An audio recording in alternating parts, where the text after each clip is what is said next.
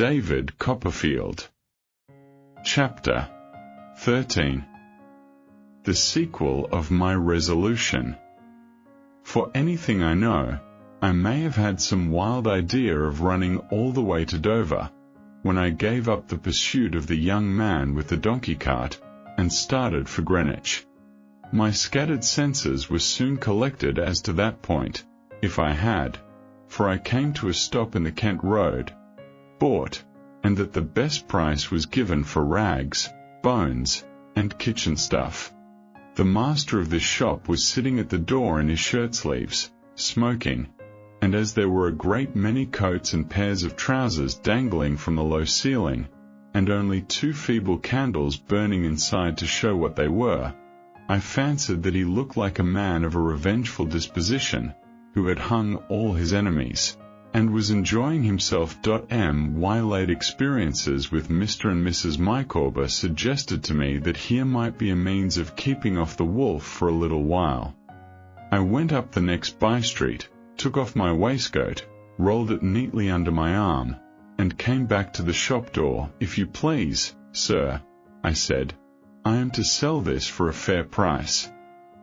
Mr. Dolloby was the name over the shop door, at least, took the waistcoat, stood his pipe on its head, against the doorpost, went into the shop, followed by me, snuffed the 2 candles with his fingers, spread the waistcoat on the counter, and looked at it there, held it up against the light, and looked at it there, and ultimately said, "What do you call a price, now, for this here little waistcoat?" "Oh, you know best, sir," I returned modestly. "I can't be buyer and seller too," said Mr. Dolloby. "Put a price on this here little waistcoat. Would 18 pence be?" I hinted, after some hesitation. Mr. Dolloby rolled it up again, and gave it me back. "I should rob my family," he said, "if I was to offer 9 pence for it." This was a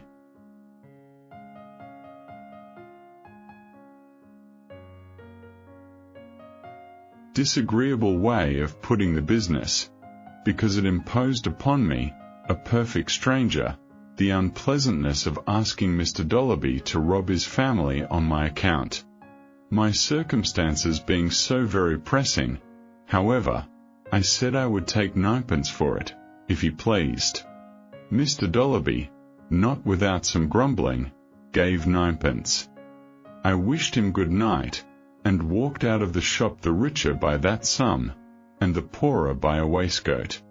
But when I buttoned my jacket, that was not much. Indeed, I foresaw pretty clearly that my jacket would go next, and that I should have to make the best of my way to Dover in a shirt and a pair of trousers, and might deem myself lucky if I got there even in that trim. But my mind did not run so much on this as might be supposed. Beyond a general impression of the distance before me, and of the young man with the donkey cart having used me cruelly, I think I had no very urgent sense of my difficulties when I once again set off with my 9 pence in my pocket. A plan had occurred to me for passing the night, which I was going to carry into execution. This was, to lie behind the wall at the back of my old school, in a corner where there used to be a haystack. I imagined it would be a kind of company to have the boys, and the bedroom where I used to tell the stories, so near me, although the boys would know nothing of my being there, and the bedroom would yield me no shelter. I had had a hard day's work, and was pretty well jaded when I came climbing out, at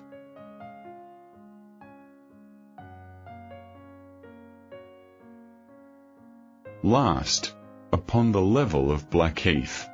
It cost me some trouble to find out Salem House, but I found it, and I found a haystack in the corner, and I lay down by it, having first walked round the wall, and looked up at the windows, and seeing that all was dark and silent within. Never shall I forget the lonely sensation of first lying down, without a roof above my head. Sleep came upon me as it came on many other outcasts, against whom house doors were locked, and house dogs barked, that night, and I dreamed of lying on my old school bed, talking to the boys in my room, and found myself sitting upright, with Steerforth's name upon my lips, looking wildly at the stars that were glistening and glimmering above me. When I remembered where I was at that untimely hour, a feeling stole upon me that made me get up, afraid of I don't know what, and walk about. But the fainter glimmering of the stars, and the pale light in the sky where the day was coming, reassured me, and my eyes being very heavy, I lay down again and slept, though with a knowledge in my sleep that it was cold, until the warm beams of the sun, and the ringing of the getting-up bell at Salem House, awoke me. If I could have hoped that Steerforth was there, I would have lurked about until he came out alone, but I knew he must have left long since. Traddles still remained, perhaps, but it was very doubtful, and I had not sufficient confidence in his discretion or good luck, however strong my reliance was on his good nature, to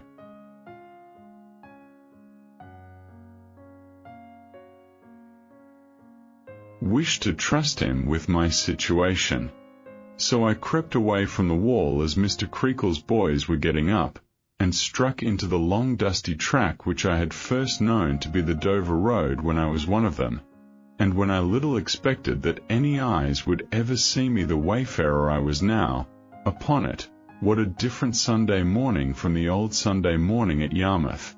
In due time I heard the church bells ringing, as I plodded on, and I met people who were going to church, and I passed a church or two where the congregation were inside, and the sound of singing came out into the sunshine, while the beadle sat and cooled himself in the shade of the porch, or stood beneath the yew tree, with his hand to his forehead, glowering at me going by. But the peace and rest of the old Sunday morning were on everything, except me. That was the difference. I felt quite wicked in my dirt and dust, with my tangled hair. But for the quiet picture I had conjured up, of my mother in her youth and beauty, weeping by the fire, and my aunt relenting to her, I hardly think I should have had the courage to go on until next day. But it always went before me, and I followed I got, that Sunday, through 23 miles on the straight road, though not very easily, for I was new to that kind of toil. I see myself, as evening closes in, coming over the bridge at Rochester, footsore and tired, and eating bread that I had bought for supper. 1 or 2 little houses, with the notice, lodgings.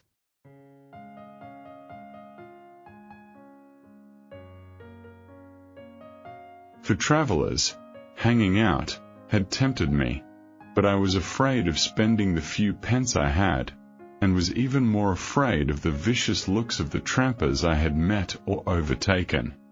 I sought no shelter, therefore, but the sky, and toiling into Chatham, which, in that night's aspect, is a mere dream of chalk, and drawbridges, and mastless ships in a muddy river, roofed like Noah's arks, crept, at last, upon a sort of grass-grown battery overhanging a lane, where a sentry was walking to and fro.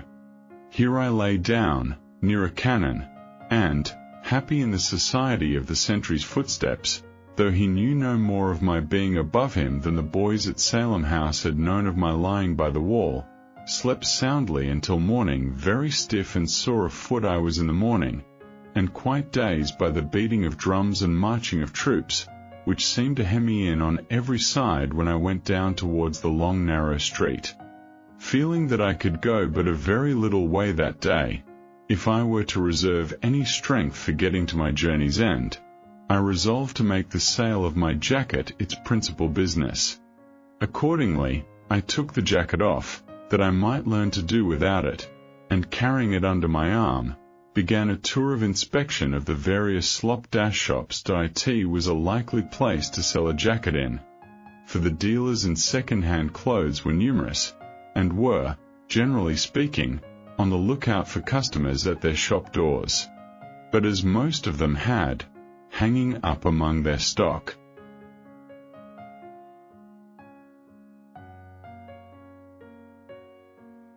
an officer's coat or two, epaulets and all, I was rendered timid by the costly nature of their dealings, and walked about for a long time without offering my merchandise to anyone. This modesty of mine directed my attention to the marine store shops, and such shops as Mr. Dolloby's, in preference to the regular dealers.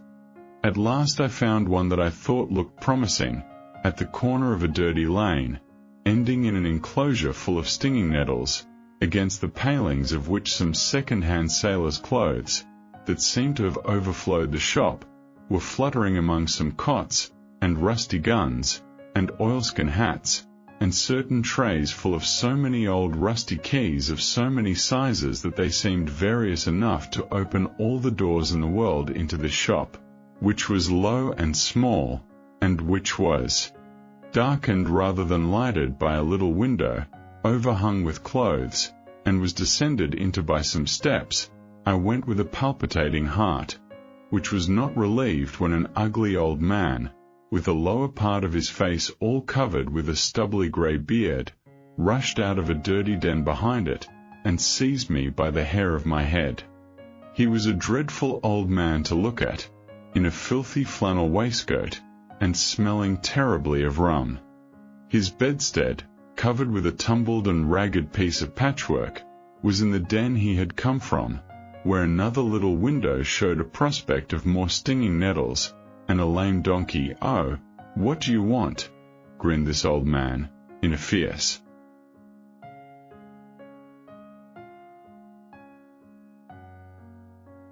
monotonous whine. "Oh, my eyes and limbs, what do you want? Oh, my lungs and liver, what do you want? Oh, guru, guru." I was so much dismayed by these words, and particularly by the repetition of the last unknown one, which was a kind of rattle in his throat, that I could make no answer. Hereupon the old man, still holding me by the hair, repeated, "Oh, what do you want? Oh, my eyes and limbs, what do you want?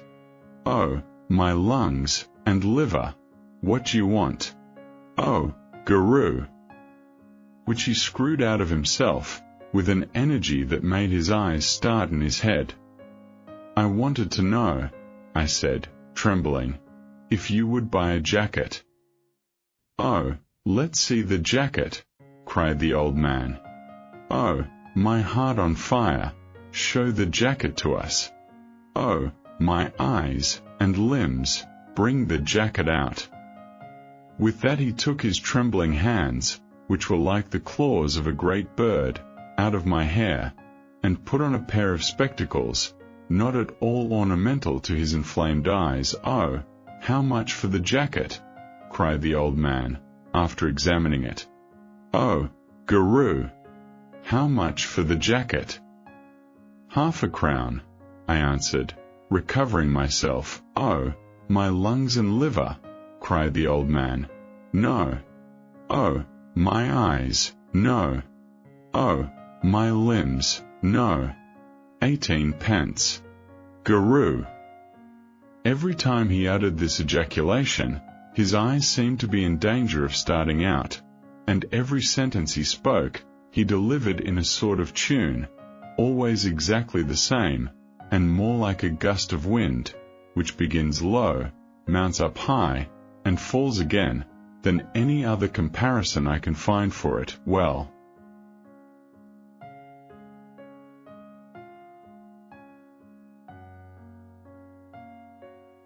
said I, glad to have closed the bargain, "I'll take 18 pence."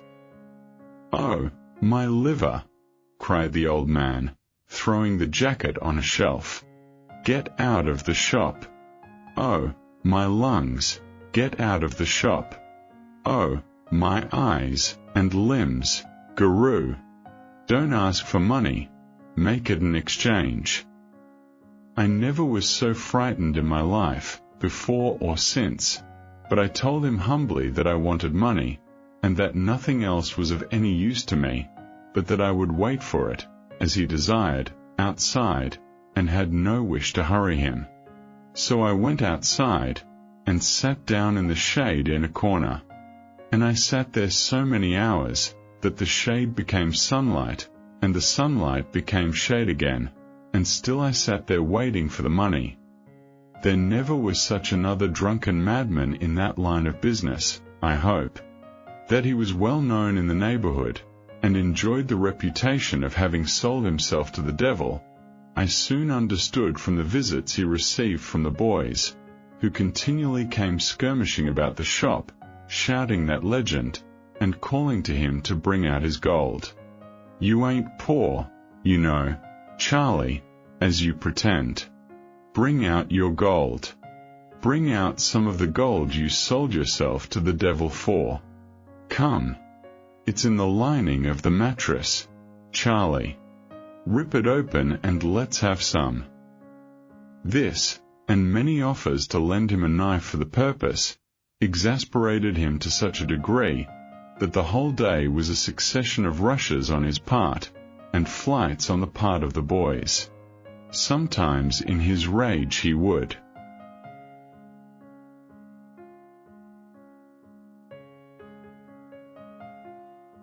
take me for one of them, and come at me, mouthing as if he were going to tear me in pieces. Then, remembering me, just in time, would dive into the shop, and lie upon his bed, as I thought from the sound of his voice, yelling in a frantic way, to his own windy tune, the death of Nelson, with an O, before every line, and innumerable gurus interspersed. As if this were not bad enough for me, the boys, connecting me with the establishment, on account of the patience and perseverance with which I sat outside, half-dressed, pelted me, and used me very ill all day. He made many attempts to induce me to consent to an exchange, at one time coming out with a fishing rod, at another with a fiddle, at another with a cocked hat, at another with a flute. But I resisted all these overtures, and sat there in desperation, each time asking him, with tears in my eyes, for my money or my jacket. At last he began to pay me in halfpence at a time, and was full 2 hours getting by easy stages to a shilling. Oh, my eyes and limbs! He then cried, peeping hideously out of the shop, after a long pause, will you go for 2pence more? I can't, I said. I shall be starved. Oh, my lungs and liver, will you go for 3pence? I would go for nothing, if I could, I said, but I want the money badly. Oh, go-roo. It is really impossible to express how he twisted this ejaculation out of himself, as he peeped round the doorpost at me, showing nothing but his crafty old head. Will you go for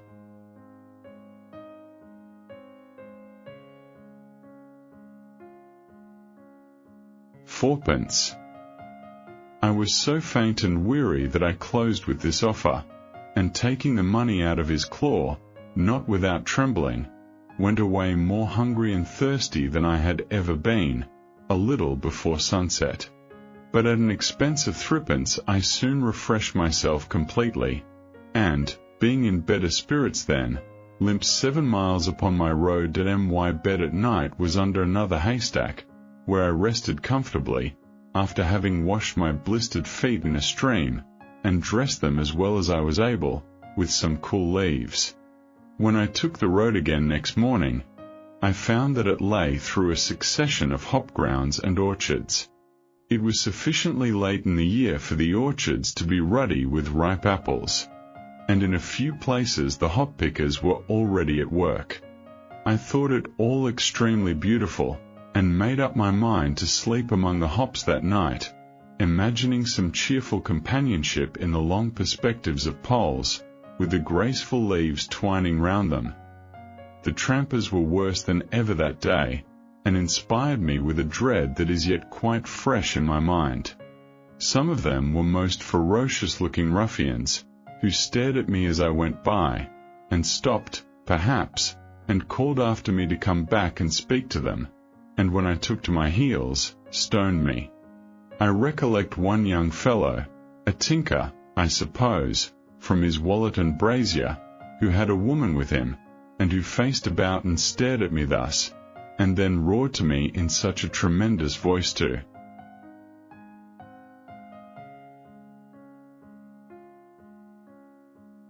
come back, that I halted and looked round. "Come here, when you're called," said the tinker, "or I'll rip your young body open." I thought it best to go back.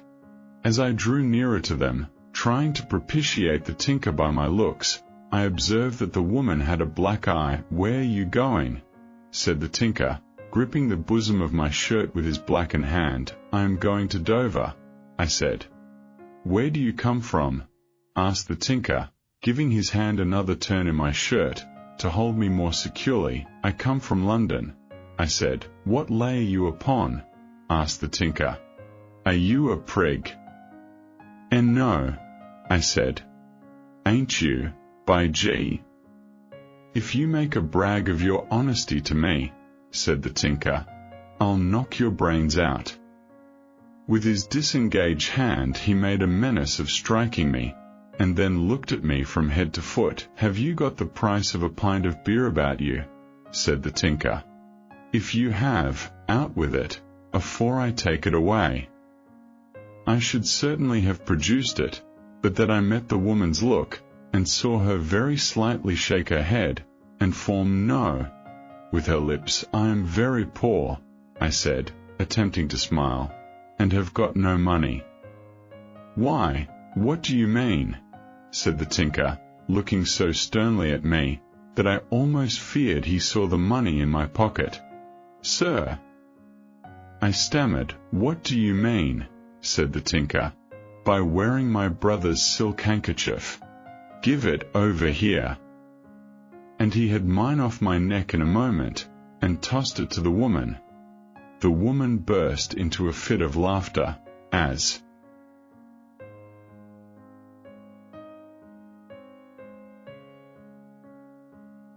if she thought this a joke, and tossed it back to me, nodded once, as slightly as before, and made the word "go" with her lips. Before I could obey, however, the tinker seized the handkerchief out of my hand with a roughness that threw me away like a feather, and putting it loosely round his own neck, turned upon the woman with an oath, and knocked her down. I never shall forget seeing her fall backward on the hard road, and lie there with her bonnet tumbled off, and her hair all whitened in the dust, nor, when I looked back from a distance, seeing her sitting on the pathway, which was a bank by the roadside, wiping the blood from her face with a corner of her shawl, while he went on ahead. This adventure frightened me so, that, afterwards, when I saw any of these people coming, I turned back until I could find a hiding place, where I remained until they had gone out of sight, which happened so often, that I was very seriously delayed. But under this difficulty, as under all the other difficulties of my journey, I seemed to be sustained and led on by my fanciful picture of my mother in her youth, before I came into the world. It always kept me company. It was there, among the hops, when I lay down to sleep. It was with me on my waking in the morning. It went before me all day. I have associated it, ever since, with the sunny street of Canterbury, dozing as it were in the hot light, and with the sight of its old houses and gateways, and the stately, grey cathedral, with the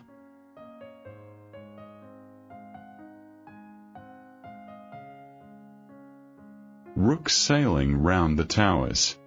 When I came, at last, upon the bare, wide downs near Dover, it relieved the solitary aspect of the scene with hope, and not until I reached that first great aim of my journey, and actually set foot in the town itself, on the 6th day of my flight, did it desert me. But then, strange to say, when I stood with my ragged shoes, and my dusty, sunburnt, half-clothed figure, in the place so long desired, it seemed to vanish like a dream, and to leave me helpless and dispirited. That I inquired about my aunt among the boatmen first, and received various answers. One said she lived in the South Foreland light, and had singed her whiskers by doing so. Another, that she was made fast to the great buoy outside the harbour, and could only be visited at half-tide. A third, that she was locked up in Maidstone jail for child-stealing. A fourth, that she was seen to mount a broom in the last high wind, and make direct for Calais.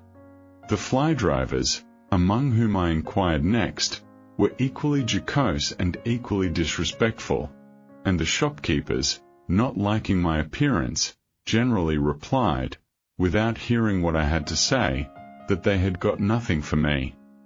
I felt more miserable and destitute than I had done at any period of my running away. My money was all gone. I had nothing left to dispose of. I was hungry, thirsty, and worn out, and seemed as distant from my end as if I had remained in London. The morning had worn away in these inquiries, and I was sitting on the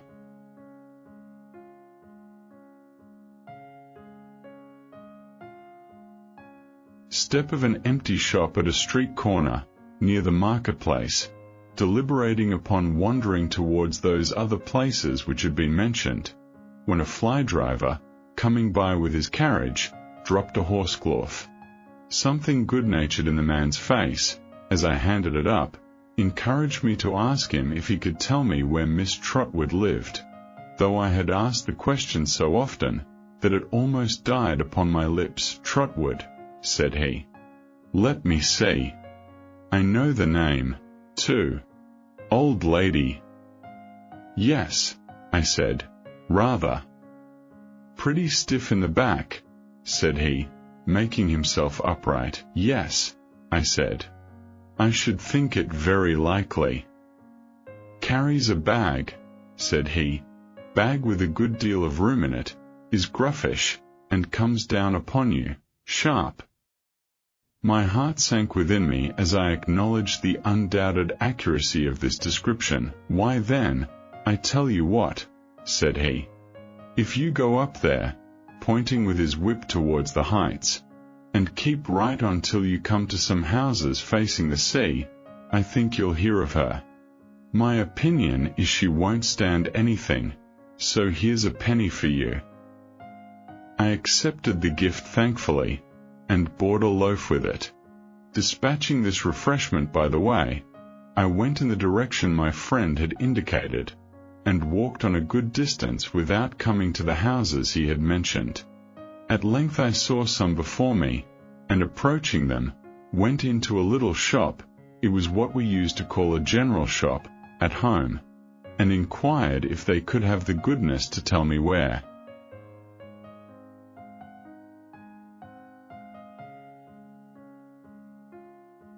Miss Trotwood lived.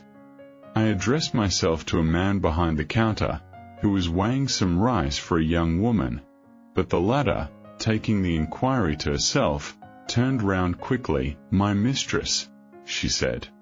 "What do you want with her, boy?" "I want," I replied, "to speak to her, if you please." "To beg of her, you mean," retorted the damsel. "No," I said, "indeed." But suddenly remembering that in truth I came for no other purpose, I held my peace in confusion, and felt my face burn. My aunt's handmaid, as I supposed she was from what she had said, put her rice in a little basket and walked out of the shop, telling me that I could follow her, if I wanted to know where Miss Trotwood lived. I needed no second permission, though I was by this time in such a state of consternation and agitation, that my legs shook under me.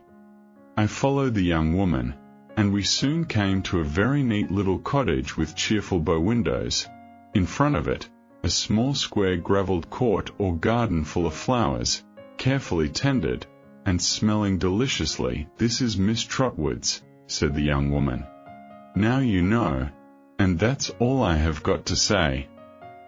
With which words she hurried into the house, as if to shake off the responsibility of my appearance, and left me standing at the garden gate, looking disconsolately over the top of it towards the parlour window, where a muslin curtain partly undrawn in the middle, a large round green screen or fan fastened onto the windowsill, a small table, and a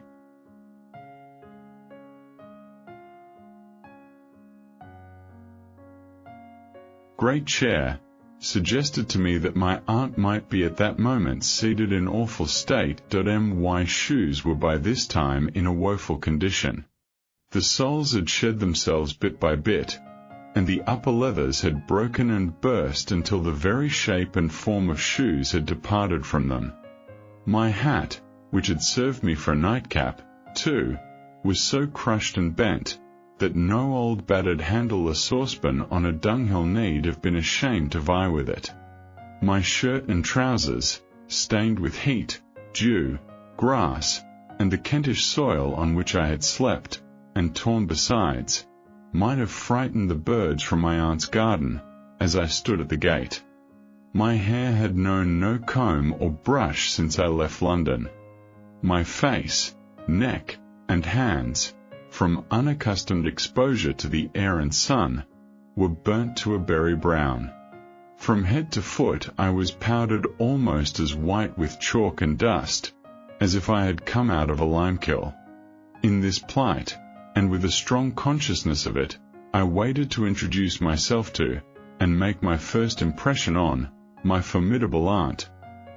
The unbroken stillness of the parlour window leading me to infer, after a while, that she was not there, I lifted up my eyes to the window above it, where I saw a florid, pleasant-looking gentleman, with a grey head, who shut up one eye in a grotesque manner, nodded his head at me several times, shook it at me as often, laughed, and went away. I had been discomposed enough before, but I was so much the more discomposed by this unexpected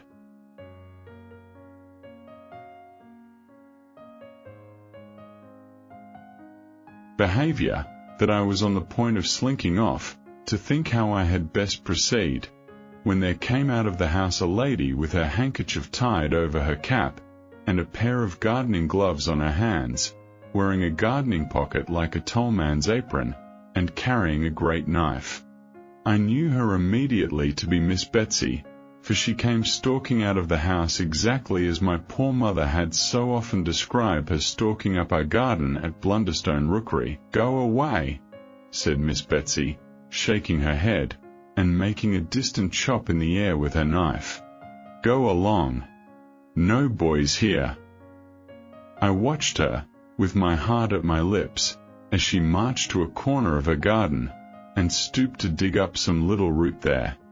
Then, without a scrap of courage, but with a great deal of desperation, I went softly in and stood beside her, touching her with my finger. "If you please, I began. She started and looked up. "If you please, aunt." "Eh?" exclaimed Miss Betsy, in a tone of amazement I have never heard approached. "If you please, aunt, I am your nephew." "Oh, Lord," said my aunt, and sat flat down in the garden path. "I am David Copperfield, of Blunderstone, in Suffolk, where you came, on the night when I was born, and saw my dear mamma. I have been very unhappy since she died. I have been slighted, and taught nothing, and thrown upon myself, and put to work not fit for me. It made me run away to you. I was robbed at first setting out, and have walked all the way, and have never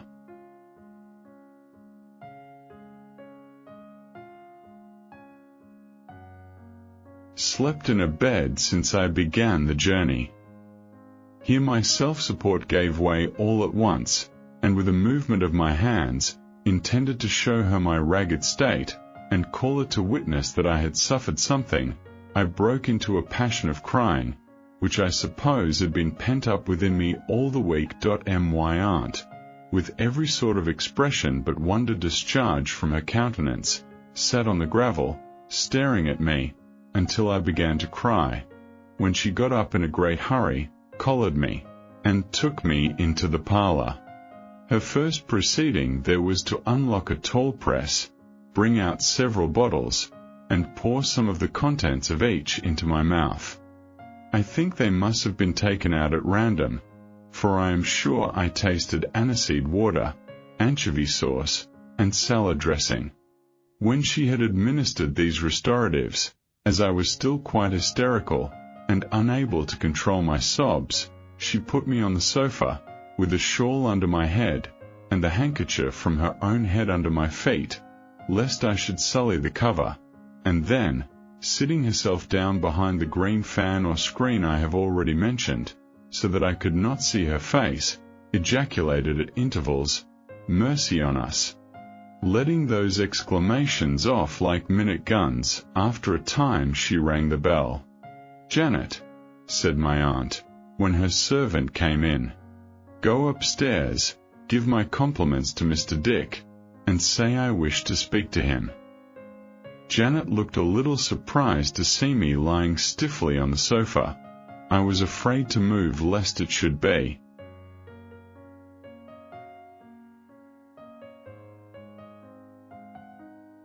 displeasing to my aunt, but went on her errand. My aunt, with her hands behind her, walked up and down the room, until the gentleman who had squinted at me from the upper window came in laughing. "Mr. Dick," said my aunt, "don't be a fool, because nobody can be more discreet than you can, when you choose. We all know that. So don't be a fool, whatever you are." The gentleman was serious immediately, and looked at me, I thought, as if he would entreat me to say nothing about the window. "Mr. Dick," said my aunt, "you have heard me mention David Copperfield? Now don't pretend not to have a memory, because you and I know better." "David Copperfield," said Mr. Dick, who did not appear to me to remember much about it. "David Copperfield? Oh yes, to be sure. David, certainly." "Well," said my aunt, "this is his boy, his son. He would be as like his father as it's possible to be, if he was not so like his mother, too." "His son," said Mr. Dick. "David's son. Indeed." "Yes," pursued my aunt, "and he has done a pretty piece of business. He has run away."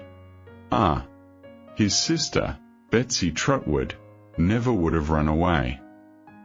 My aunt shook her head firmly, confident in the character and behavior of the girl who never was born. "Oh, you think she wouldn't have run away?" said Mr. Dick. "Bless and save the man," exclaimed my aunt, sharply. "How he talks! Don't I know she wouldn't? She would have lived with her godmother, and we should have been devoted to one another. Where, in the name of wonder, should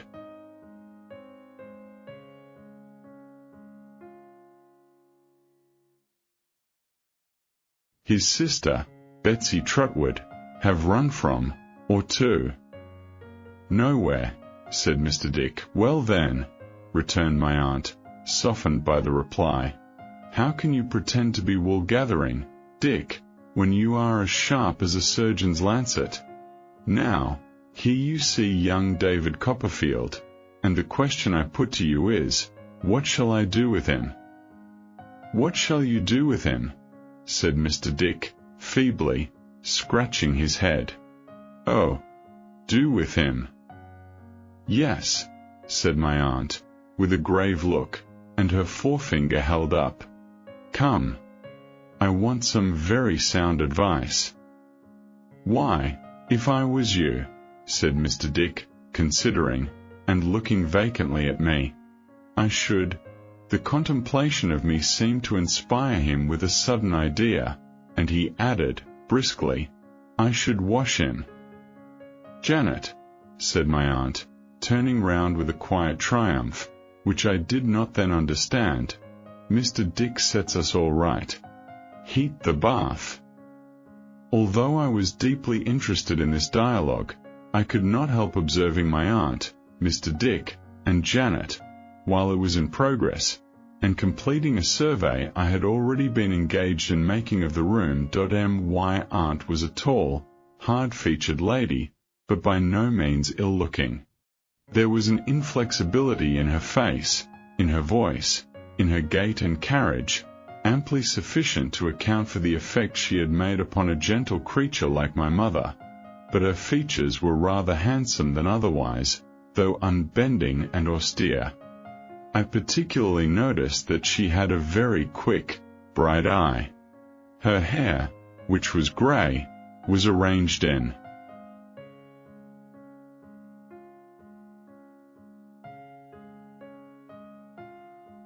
two plain divisions, under what I believe would be called a mob cap.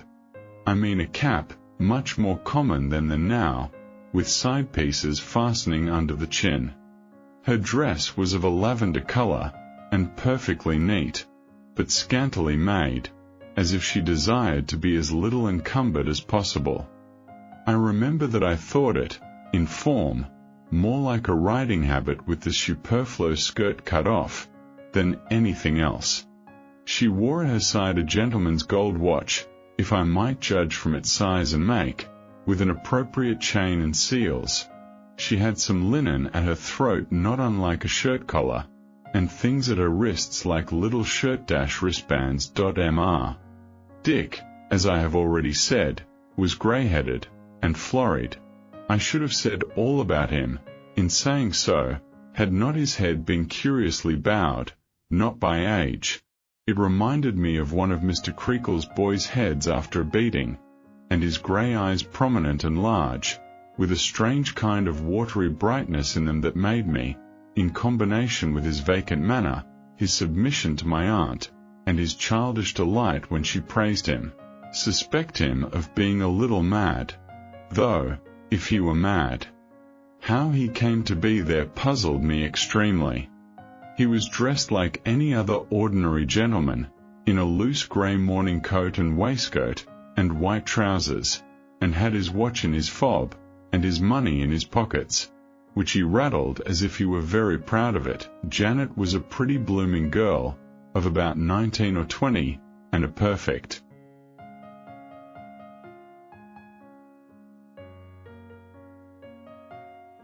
picture of neatness. Though I made no further observation of her at the moment, I may mention here what I did not discover until afterwards, namely, that she was one of a series of protégés whom my aunt had taken into her service expressly to educate in a renouncement of mankind, and who had generally completed their abjuration by marrying the baker. The room was as neat as Janet or my aunt. As I laid down my pen, a moment since, to think of it, the air from the sea came blowing in again, mixed with the perfume of the flowers, and I saw the old-fashioned furniture brightly rubbed and polished, my aunt's inviolable chair and table by the round green fan in the bow window, the drugget-covered carpet, the cat, the kettle-holder, the two canaries, the old china, the punch-bowl full of dried rose leaves, the tall press guarding all sorts of bottles and pots, and, wonderfully out of keeping with the rest, my dusty self upon the sofa, taking note of everything. Janet had gone away to get the bath ready, when my aunt, to my great alarm, became in one moment rigid with indignation, and had hardly voice to cry out, "Janet! Donkeys!" Upon which, Janet came running up the stairs as if the house were in flames, darted out on a little piece of green in front, and warned off two saddle donkeys, lady-ridden, that had presumed to set hoof upon it, while my aunt, rushing out of the house, seized the bridle of a third animal laden with a bestriding child, turned him, led him forth from those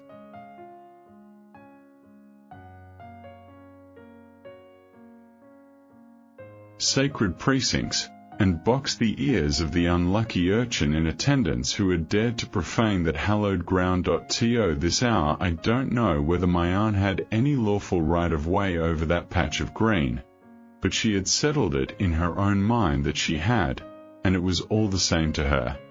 The one great outrage of her life, demanding to be constantly avenged, was the passage of a donkey over that immaculate spot. In whatever occupation she was engaged, however interesting to her the conversation in which she was taking part, A donkey turned the current of her ideas in a moment, and she was upon him straight. Jugs of water and watering pots were kept in secret places ready to be discharged on the offending boys. Sticks were laid in ambush behind the door. Sallies were made at all hours, and incessant war prevailed. Perhaps this was an agreeable excitement to the donkey boys, or perhaps the more sagacious of the donkeys, understanding how the case stood, delighted with constitutional obstinacy in coming that way. I only know that there were 3 alarms before the bath was ready, and that on the occasion of the last and most desperate of all, I saw my aunt engage, single-handed, with a sandy-headed lad of 15, and bump his sandy head against her own gate, before he seemed to comprehend what was the matter. These interruptions were of the more ridiculous to me, because she was giving me broth out of a tablespoon at the time, having firmly persuaded herself that I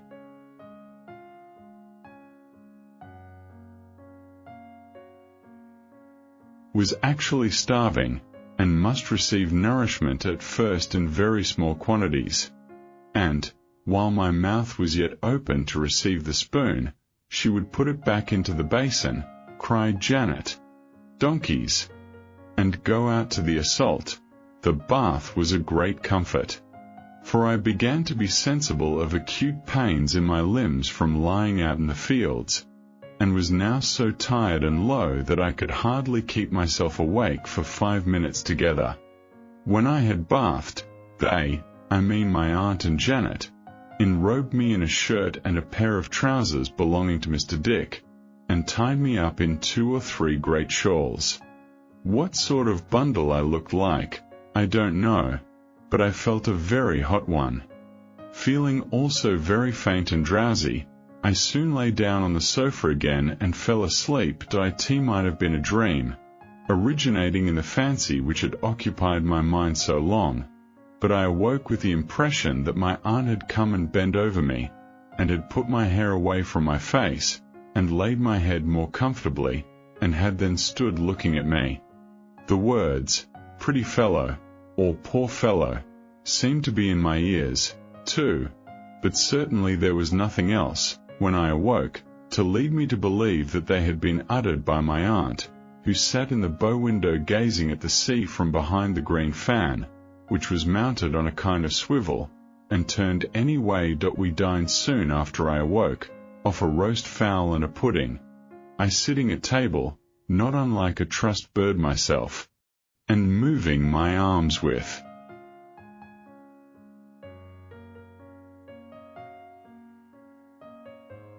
considerable difficulty.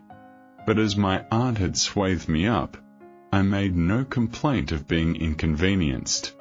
All this time I was deeply anxious to know what she was going to do with me, but she took her dinner in profound silence, except when she occasionally fixed her eyes on me sitting opposite, and said, "Mercy upon us," which did not by any means relieve my anxiety.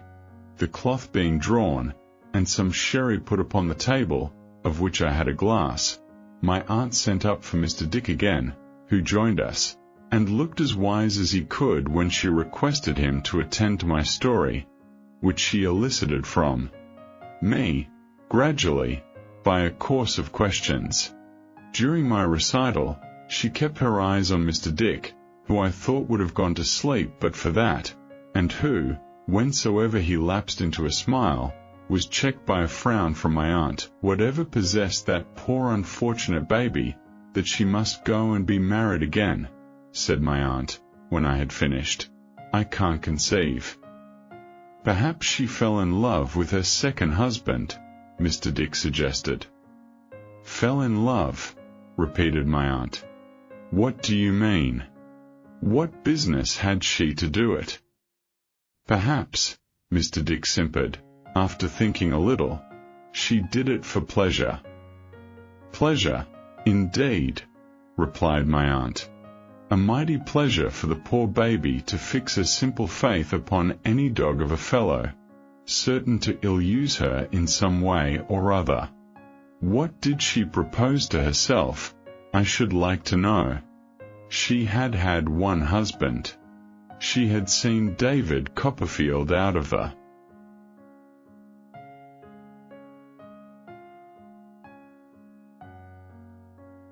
world, who was always running after wax dolls from his cradle. She had got a baby. Oh, there were a pair of babies when she gave birth to this child sitting here, that Friday night. And what more did she want? Mr. Dick secretly shook his head at me, as if he thought there was no getting over this. She couldn't even have a baby like anybody else, said my aunt. Where was this child's sister, Betsy Trotwood? Not forthcoming. Don't tell me. Mr. Dick seemed quite frightened. That little man of a doctor, with his head on one side, said my aunt. Jellops, or whatever his name was, what was he about? All he could do was to say to me, like a robin redbreast, as he is, it's a boy. A boy. Yah, the imbecility of the whole set of 'em. The heartiness of the ejaculation startled Mr. Dick exceedingly, and me, too, if I am to tell the truth. And then, as if this was not enough, and she had not stood sufficiently in the light of this child's sister, Betsy Trotwood, said my aunt, she marries a second time, goes and marries a murderer, or a man with a name like it, and stands in this child's light. And the natural consequence is, as anybody but a baby might have foreseen, that he prowls and wanders. His is like Cain before he was grown up, as he can be. Mr. Dick looked hard at me, as if to identify me in this character. And then there's that woman with the pagan name, said my aunt. That Peggotty, she goes and gets married next, because she has not seen enough of the evil attending.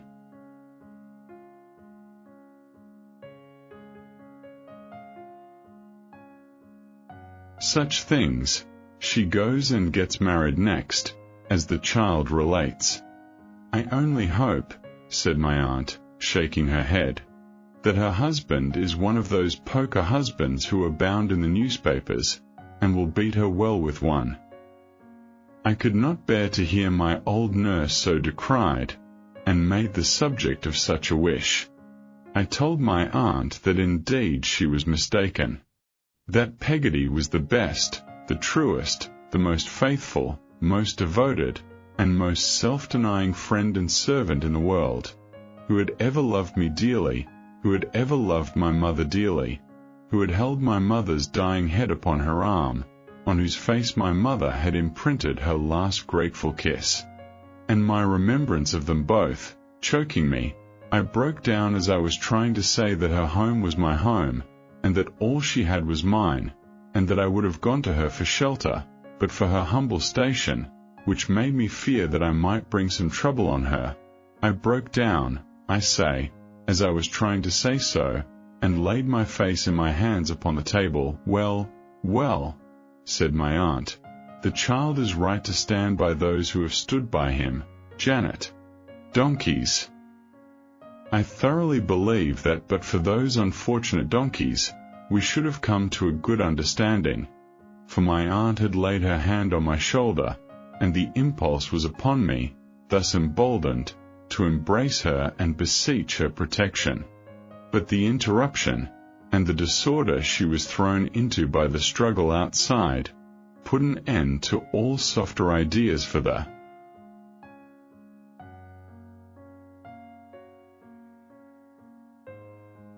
present, and kept my aunt indignantly declaiming to Mr. Dick about her determination to appeal for redress to the laws of her country, and to bring actions for trespass against the whole donkey proprietorship of Dover.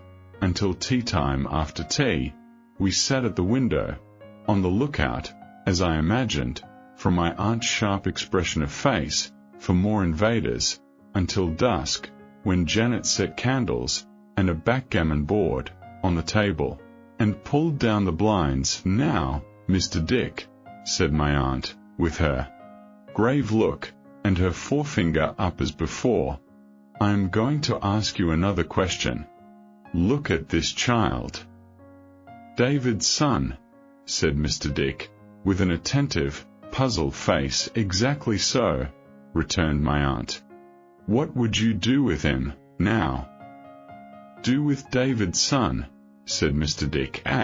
Replied my aunt, with David's son. Oh, said Mr. Dick. Yes. Do with. I should put him to bed. Janet, cried my aunt, with the same complacent triumph that I had remarked before. Mr. Dick sets us all right. If the bed is ready, we'll take him up to it. Janet reporting it to be quite ready, I was taken up to it, kindly, but in some sort like a prisoner, my aunt going in front and Janet bringing up the rear.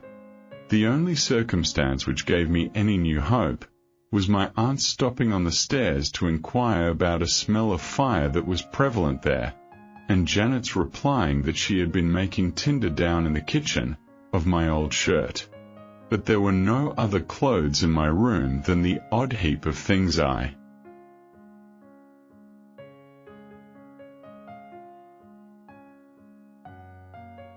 wore, and when I was left there, with a little taper which my aunt forewarned me would burn exactly 5 minutes, I heard them lock my door on the outside. Turning these things over in my mind, I deemed it possible that my aunt, who could know nothing of me, might suspect I had a habit of running away, and took precautions, on that account, to have me in safe keeping. The room was a pleasant one, at the top of the house, overlooking the sea, on which the moon was shining brilliantly. After I had said my prayers, and the candle had burnt out, I remember how I still sat looking at the moonlight on the water, as if I could hope to read my fortune in it, as in a bright book, or to see my mother with a child, coming from heaven, along that shining path, to look upon me as she had looked when I last saw her sweet face.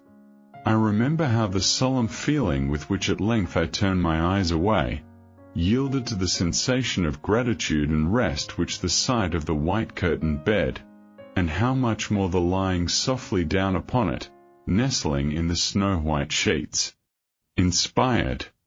I remember how I thought of all the solitary places under the night sky where I had slept, and how I prayed that I never might be houseless any more, and never might forget the houseless. I remember how I seemed to float, then, down the melancholy glory of that track upon the sea, away into the world of dreams. David Copperfield. Chapter 14. My aunt makes up her mind about me. On going down in the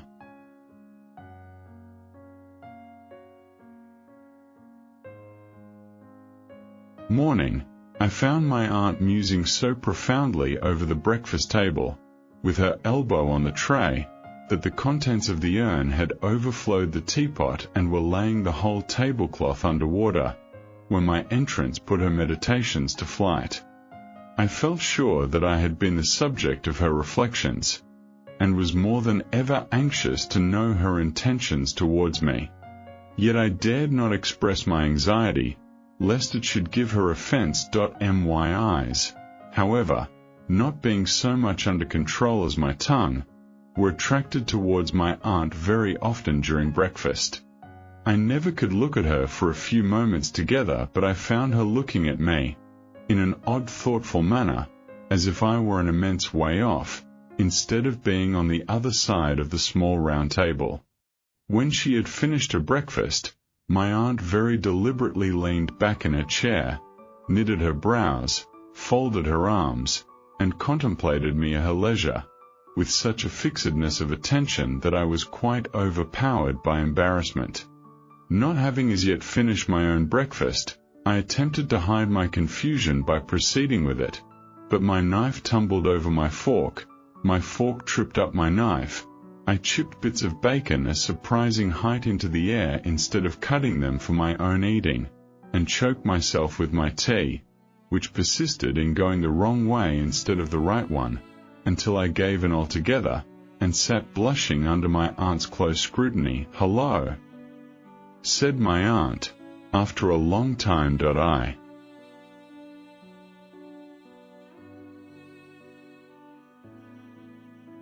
looked up and met her sharp, bright glance respectfully. "I have written to him," said my aunt. "To your father-in-law," said my aunt.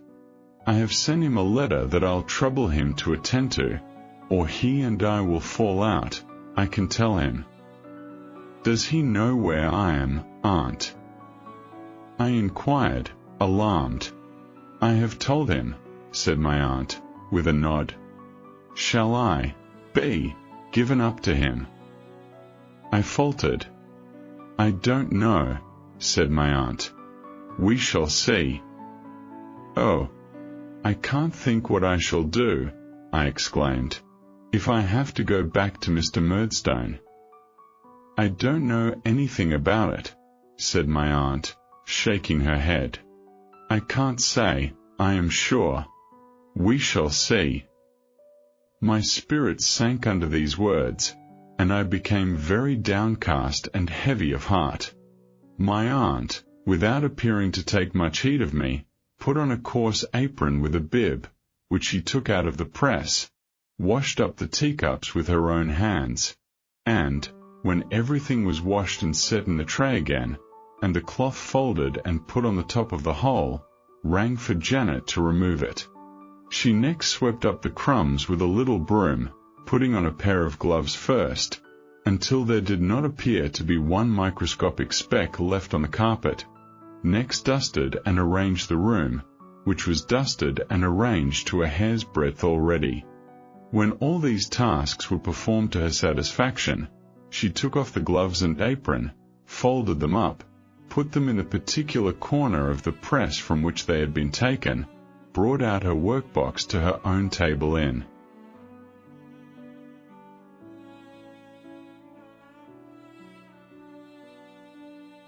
the open window, and sat down, with the green fan between her and the light, to work. "I wish you'd go upstairs," said my aunt, as she threaded her needle, "and give my compliments to Mr. Dick, and I'll be glad to know how he gets on with his memorial." I rose with all alacrity, to acquit myself of this commission, I suppose, said my aunt, eyeing me as narrowly as she had eyed the needle in threading it. "You think Mr. Dick a short name, eh?" "I thought it was rather a short name, yesterday," I confessed. "You are not to suppose that he hasn't got a longer name, if he chose to use it," said my aunt, with a lofty air. "Barblay, Mr. Richard Barblay, that's the gentleman's true name." I was going to suggest, with a modest sense of my youth and the familiarity I had been already guilty of, that I had better give him the full benefit of that name, when my aunt went on to say, "But don't you call him by it, whatever you do. He can't bear his name. That's a peculiarity of his.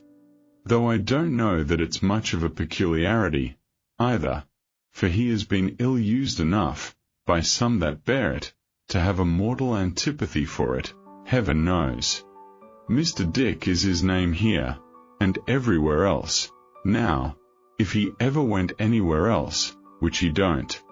So take care, child, you don't call him anything but Mr. Dick." I promised to obey, and went upstairs with my message, thinking, as I went, that if Mr. Dick had been working at his memorial long, at the same rate as I had seen him working at it, through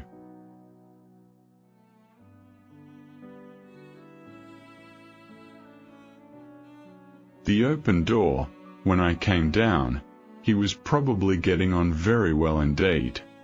I found him still driving at it with a long pen, and his head almost laid upon the paper.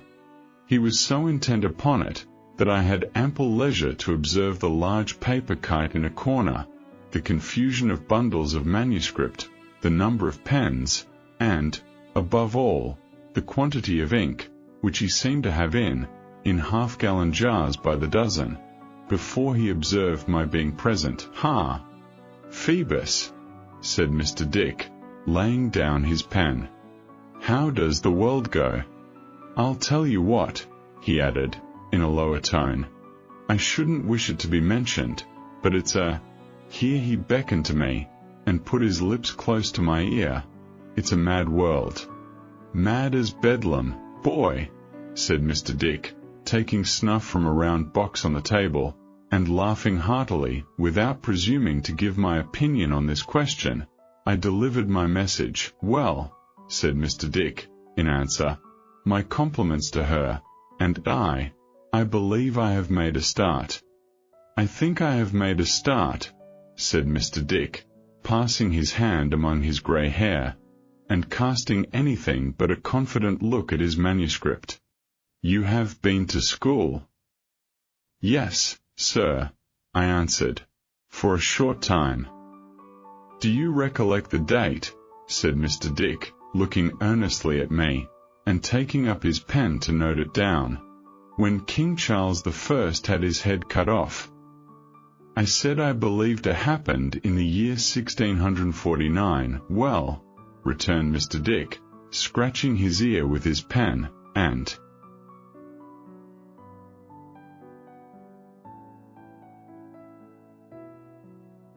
looking dubiously at me. So the books say, but I don't see how that can be. Because, if it was so long ago, how could the people about him have made that mistake of putting some of the trouble out of his head, after it was taken off, into mine? I was very much surprised by the inquiry, but could give no information on this point. It's very strange, said Mr. Dick, with a despondent look upon his papers, and with his hand among his hair again, that I never can get that quite right. I never can make that perfectly clear. But no matter, he said cheerfully, and rousing himself, there's time enough. My compliments to Miss Trotwood. I am getting on very well indeed. I was going away, when he directed my attention to the kite. What do you think of that for a kite? He said. That I answered that it was a beautiful one. I should think it must have been as much as 7 feet high. I made it. We'll go and fly it, you and I, said Mr. Dick. Do you see this? He showed me that it was covered with manuscript, very closely and laboriously written, but so plainly, that as I looked along the lines, I thought I saw some allusion to King Charles I's head again, in 1 or 2 places. There's plenty of string, said Mr. Dick, and when it flies high, it takes the facts a long way. That's my manner of diffusing 'em. I don't know where they may come down. It's according to circumstances, and the wind, and so forth, but I take my chance of that. His face was so very mild and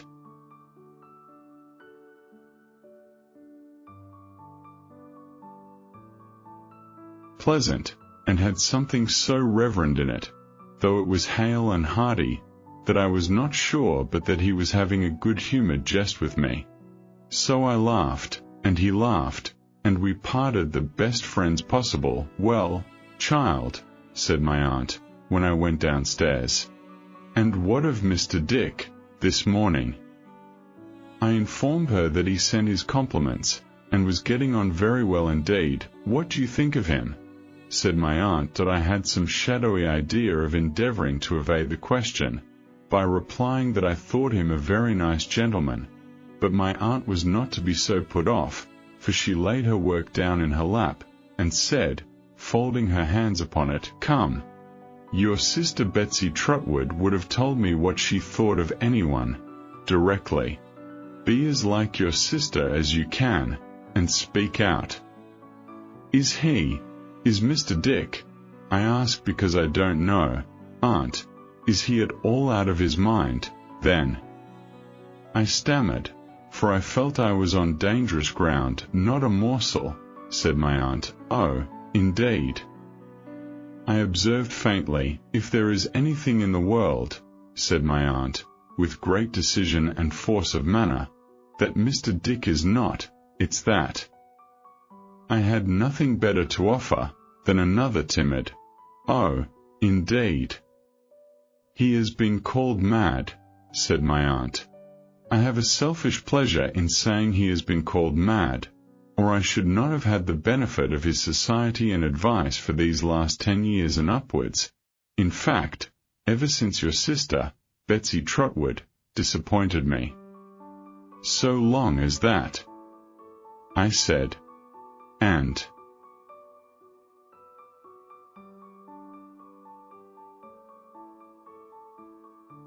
nice people they were, who had the audacity to call him mad, pursued my aunt. Mr. Dick is a sort of distant connection of mine. It doesn't matter how. I needn't enter into that. If it hadn't been for me, his own brother would have shut him up for life. That's all. I am afraid it was hypocritical in me, but seeing that my aunt felt strongly on the subject, I tried to look as if I felt strongly too. A proud fool, said my aunt. Because his brother was a little eccentric, though he is not half so eccentric as a good many people, he didn't like to have him visible about his house, and sent him away to some private asylum place, though he had been left to his particular care by their deceased father, who thought him almost a natural. And a wise man he must have been to think so. Mad himself, no doubt. Again, as my aunt looked quite convinced, I endeavored to look quite convinced also, so I stepped in, said my aunt, and made him an offer. I said, "Your brother's sane, a great deal more sane than you are, or ever will be, it is to be hoped. Let him have his little income, and come and live with me. I am not afraid of him. I am not proud. I am ready to take care of him, and shall not ill-treat him as some people, besides the asylum folks, have done." After a good deal of squabbling, said my aunt, I got him, and he has been here ever since.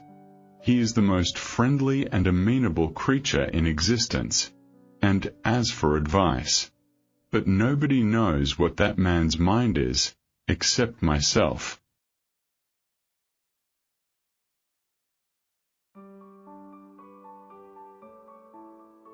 My aunt smoothed her dress and shook her head, as if she smoothed defiance of the whole world out of the one, and shook it out of the other. He had a favourite sister, said my aunt, a good creature, and very kind to him. But she did what they all do, took a husband. And he did what they all do, made her wretched. It had such an effect upon the mind of Mr. Dick, that's not madness, I hope, that, combined with his fear of his brother, and his sense of his unkindness, it threw him into a fever. That was before he came to me, but the recollection of it is oppressive to him even now. Did he say anything to you about King Charles I, child? Yes, aunt. Ah, said my aunt, rubbing her nose as if she were a little vexed. That's his allegorical way of expressing it. He connects his illness with great disturbance and agitation, naturally, and that's the figure, or the simile, or whatever it's called, which he chooses to use. And why shouldn't he, if he thinks proper? I said, certainly, aunt. It's not a businesslike way of speaking, said my aunt, nor a worldly way. I am aware of that, and that's the reason why I insist upon it, that there shan't be a word about it in his memorial. Is it a memorial about his own history that he is writing, aunt? Yes, child, said my aunt, rubbing her nose again. He is memorializing the Lord Chancellor, or the Lord somebody or other, one of those people, at all events, who are paid to be memorialized, about his affairs. I suppose it will.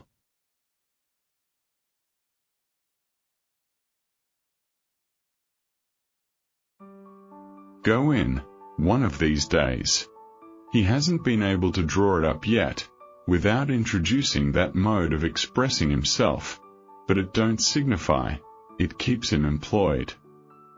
In fact, I found out afterwards that Mr. Dick had been for upwards of 10 years endeavouring to keep King Charles I out of the memorial, but he had been constantly getting into it, and was there now. I say again, said my aunt, nobody knows what that man's mind is except myself, and he's the most amenable and friendly creature in existence. If he likes to fly a kite sometimes, what of that? Franklin used to fly a kite. He was a Quaker, or something of that sort, if I am not mistaken. And a Quaker flying a kite is a much more ridiculous object than anybody else. If I could have supposed that my aunt had recounted these particulars for my especial behoof, and as a piece of confidence in me, I should have felt very much distinguished, and should have augured favourably from such a mark of her good opinion.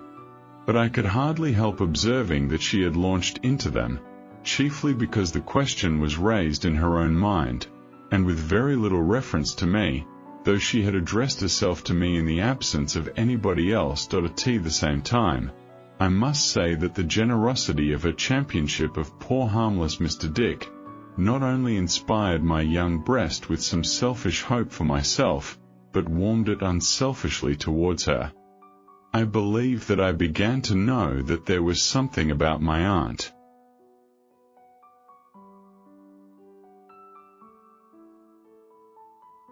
Notwithstanding her many eccentricities and odd humours, to be honoured and trusted in.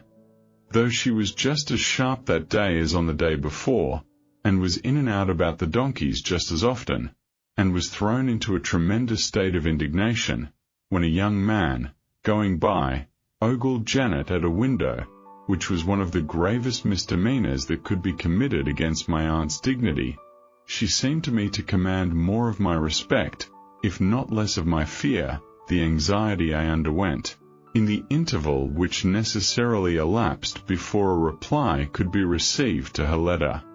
To Mr. Murdstone, was extreme, but I made an endeavour to suppress it, and to be as agreeable as I could in a quiet way, both to my aunt and Mr. Dick.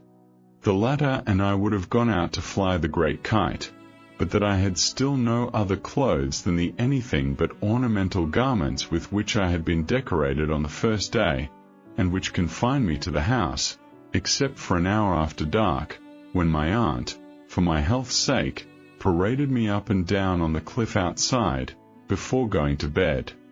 At length the reply from Mr. Murdstone came, and my aunt informed me, to my infinite terror, that he was coming to speak to her herself on the next day.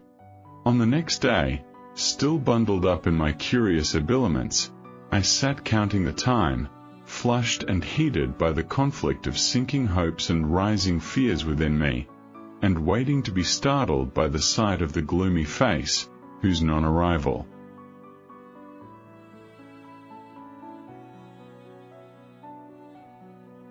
startled me every minute. My aunt was a little more imperious and stern than usual, but I observed no other token of her preparing herself to receive the visitor so much dreaded by me. She sat at work in the window, and I sat by, with my thoughts running astray on all possible and impossible results of Mr. Murdstone's visit, until pretty late in the afternoon. Our dinner had been indefinitely postponed, but it was growing so late that my aunt had ordered it to be got ready, when she gave a sudden alarm of donkeys, and to my consternation and amazement, I beheld Miss Murdstone, on a side saddle, ride deliberately over the sacred piece of green, and stop in front of the house, looking about her. "Go along with you," cried my aunt, shaking her head and her fist at the window. "You have no business there. How dare you trespass? Go along. Oh, you bold-faced thing." My aunt was so exasperated by the coolness with which Miss Murdstone looked about her, that I really believe she was motionless, and unable for the moment to dart out according to custom. I seized the opportunity to inform her who it was, and that the gentleman now coming near the offender, for the way up was very steep, and he had dropped behind, was Mr. Murdstone himself. "I don't care who it is," cried my aunt, still shaking her head and gesticulating anything but welcome from the bow window. "I won't be trespassed upon. I won't allow it. Go away. Janet, turn him round. Lead him off." And I saw, from behind my aunt, a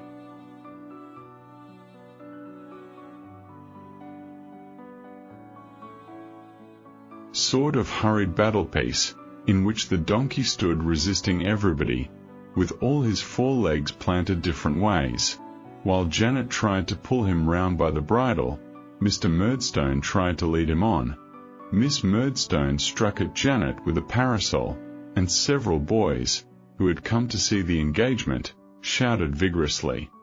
But my aunt, suddenly descrying among them the young malefactor who was the donkey's guardian, and who was one of the most inveterate offenders against her, though hardly in his teens, rushed out to the scene of action, pounced upon him, captured him, dragged him, with his jacket over his head, and his heels grinding the ground, into the garden, and, calling upon Janet to fetch the constables and justices, that he might be taken, tried, and executed on the spot, held him at bay there.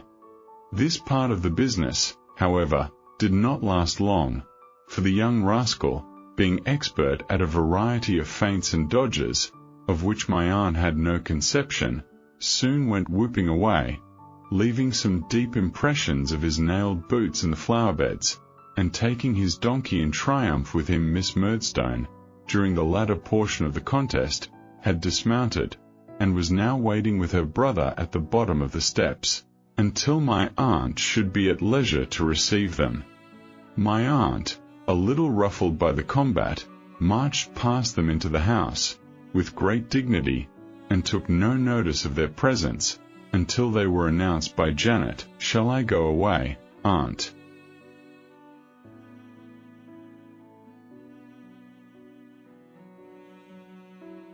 I asked, trembling. "No, sir," said my aunt.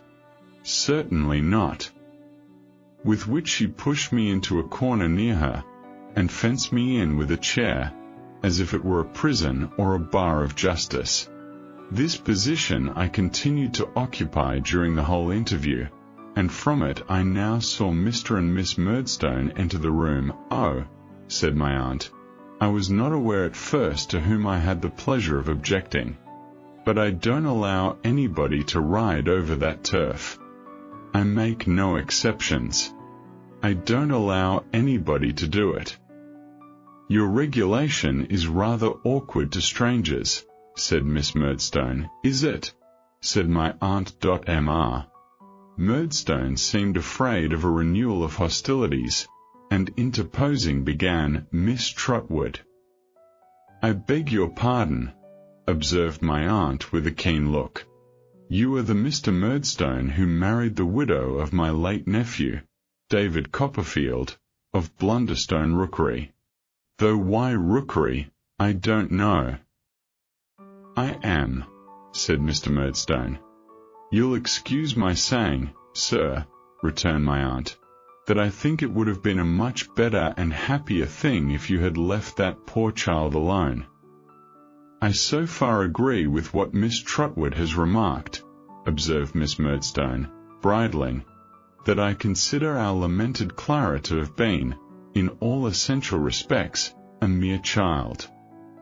"It is a comfort to you and me," said my aunt, "who are getting on in life, and are not likely to be made unhappy by our personal attractions, that nobody can say the same of us." "No doubt," returned Miss Murdstone, "though I thought not."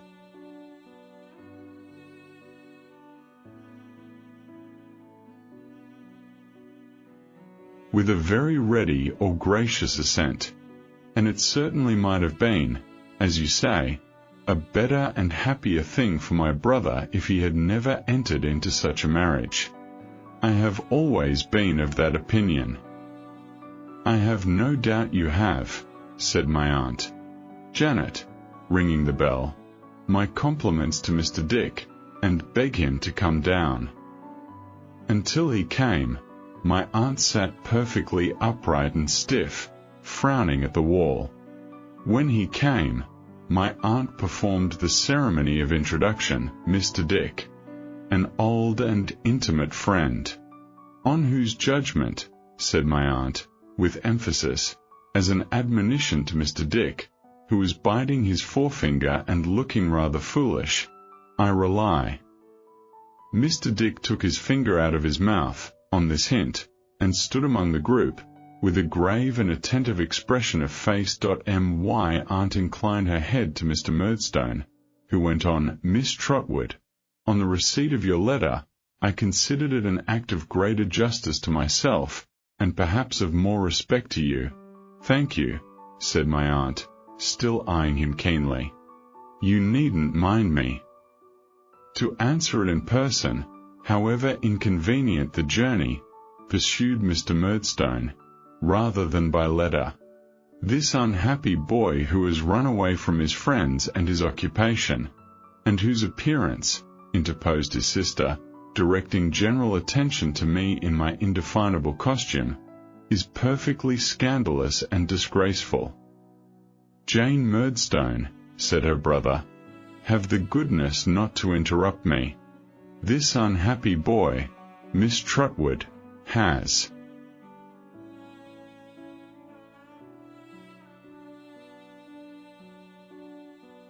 been the occasion of much domestic trouble and uneasiness, both during the lifetime of my late dear wife, and since. He has a sullen, rebellious spirit, a violent temper, and an untoward, intractable disposition. Both my sister and myself have endeavored to correct his vices, but ineffectually. And I have felt, we both have felt, I may say, my sister being fully in my confidence, that it is right you should receive this grave and dispassionate assurance from our lips. It can hardly be necessary for me to confirm anything stated by my brother, said Miss Murdstone, but I beg to observe, that, of all the boys in the world, I believe this is the worst boy. Strong, said my aunt, shortly, but not at all too strong for the facts, returned Miss Murdstone. Ha, said my aunt. Well, sir. I have my own opinions, resumed Mr. Murdstone, whose face darkened more and more, the more he and my aunt observed each other, which they did very narrowly. As to the best mode of bringing him up, they are founded, in part, on my knowledge of him, and in part on my knowledge of my own means and resources. I am responsible for them to myself, I act upon them, and I say no more about them. It is enough that I place this boy under the eye of a friend of my own, in a respectable business, that it does not please him, that he runs away from it, makes himself a common vagabond about the country, and comes here, in rags, to appeal to you, Miss Trotwood. I wish to set before you, honourably, the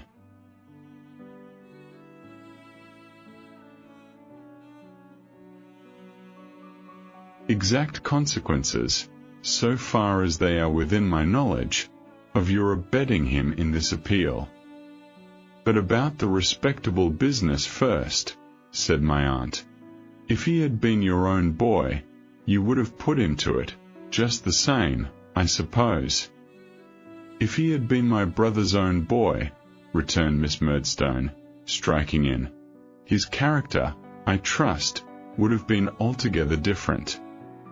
Or if the poor child, his mother, had been alive, he would still have gone into the respectable business, would he?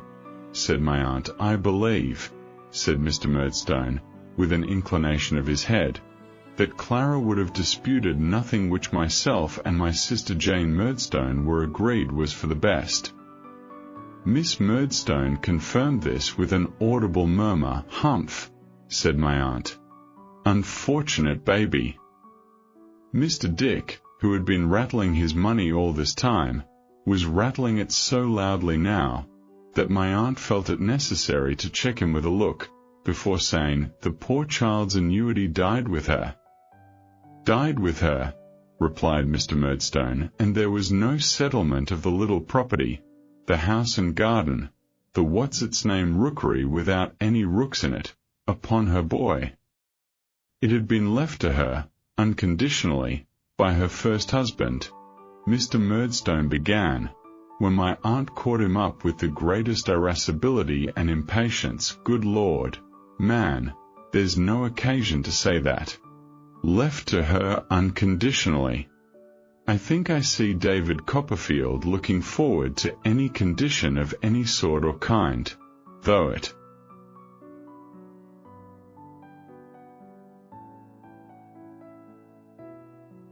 stared him point-blank in the face. Of course it was left to her unconditionally. But when she married again, when she took that most disastrous step of marrying you, in short," said my aunt, "to be plain, did no one put in a word for the boy at that time?" "My late wife loved her second husband," said Mr. Murdstone, "and trusted implicitly in him." "Your late wife, sir, was a most unworldly, most unhappy, most unfortunate baby," returned my aunt, shaking her head at him. "That's what she was. And now, what have you got to say next?" "Merely this, Miss Trotwood," he returned.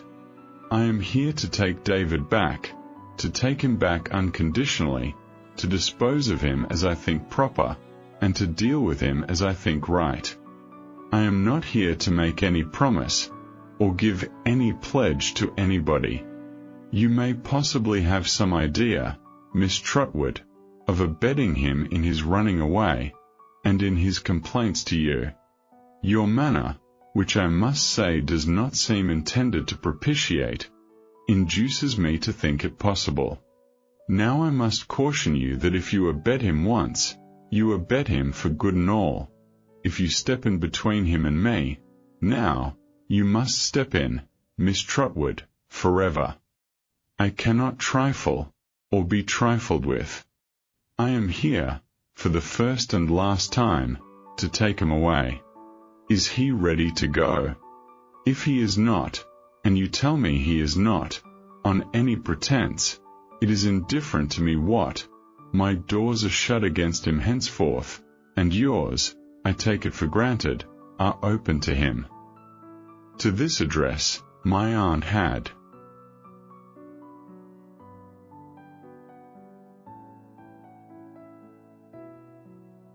listened with the closest attention, sitting perfectly upright, with her hands folded on one knee, and looking grimly on the speaker.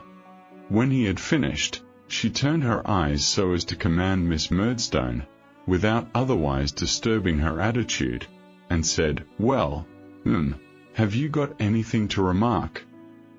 "Indeed, Miss Trotwood," said Miss Murdstone, "all that I could say has been so well said by my brother, and all that I know to be the fact has been so plainly stated by him, that I have nothing to add except my thanks for your politeness."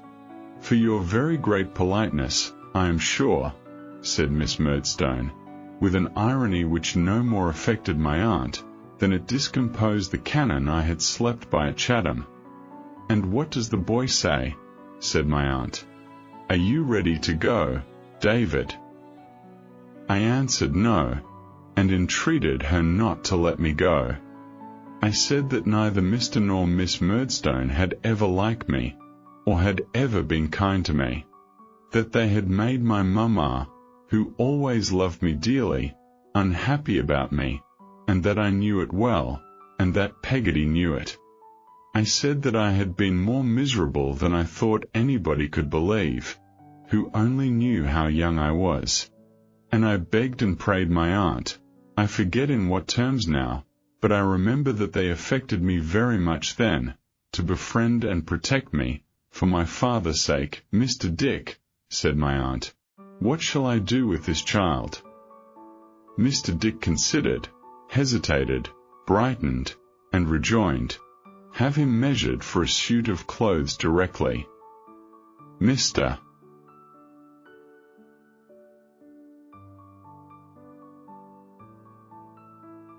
"Dick," said my aunt triumphantly, "give me your hand, for your common sense is invaluable."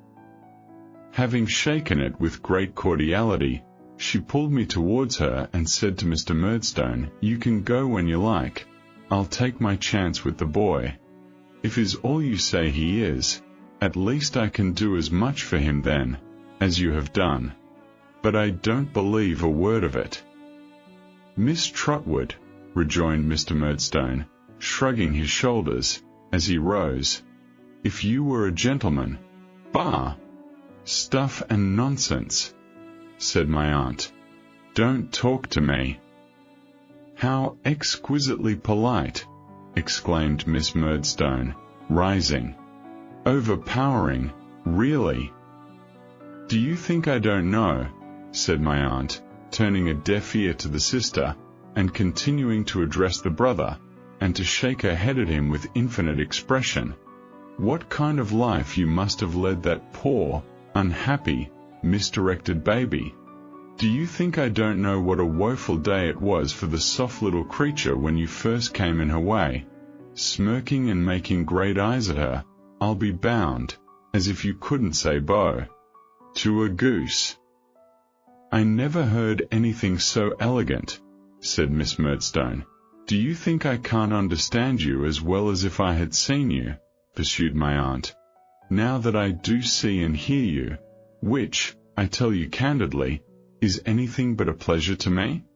Oh yes, bless us!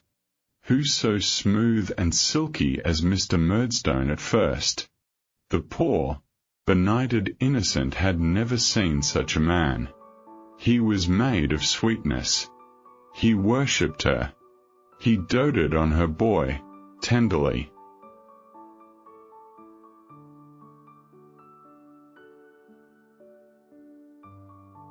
Doted on him. He was to be another father to him, and they were all to live together in a garden of roses, weren't they? Ooh, get along with you, do, said my aunt. I never heard anything like this person in my life, exclaimed Miss Murdstone. And when you had made sure of the poor little fool, said my aunt, God forgive me that I should call her so, and she gone where you won't go in a hurry, because you had not done wrong enough to her and hers, you must begin to train her, must you? Begin to break her, like a poor caged bird, and wear her deluded life away, in teaching her to sing your notes. This is either insanity or intoxication, said Miss Murdstone, in a perfect agony at not being able to turn the current of my aunt's address towards herself, and my suspicion is that it's intoxication. Miss Betsy, without taking the least notice of the interruption, continued to address herself to Mr. Murdstone as if there had been no such thing. Mr. Murdstone, she said, shaking her finger at him, you were a tyrant to the simple baby, and you broke her heart. She was a loving baby. I know that. I knew it, years before you ever saw her, and through the best part of her weakness you gave her the wound she died of. There is the truth for your comfort, however you like it, and you and your instruments may make the most of it.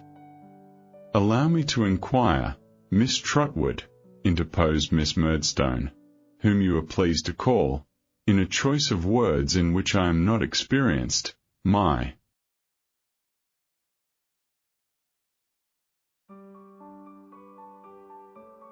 brother's instruments.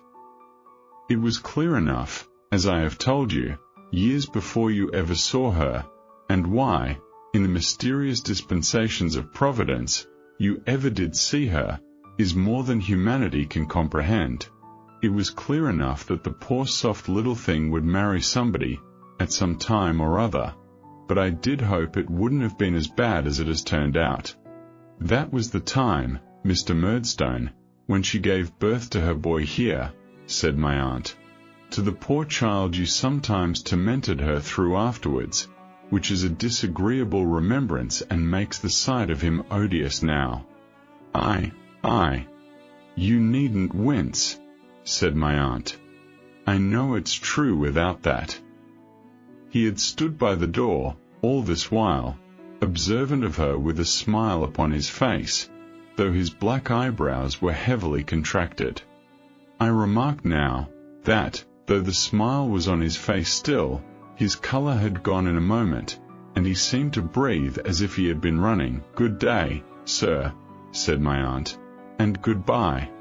"Good day to you, too, said my aunt, turning suddenly upon his sister. "Let me see you ride a donkey over my green again, and as sure as you have a head upon your shoulders, I'll knock your bonnet off, and tread upon it." It would require a painter, and no common painter too, to depict my aunt's face as she delivered herself of this very unexpected sentiment, and Miss Murdstone's face as she heard it. But the manner of the speech, no less than the matter, was so fiery, that Miss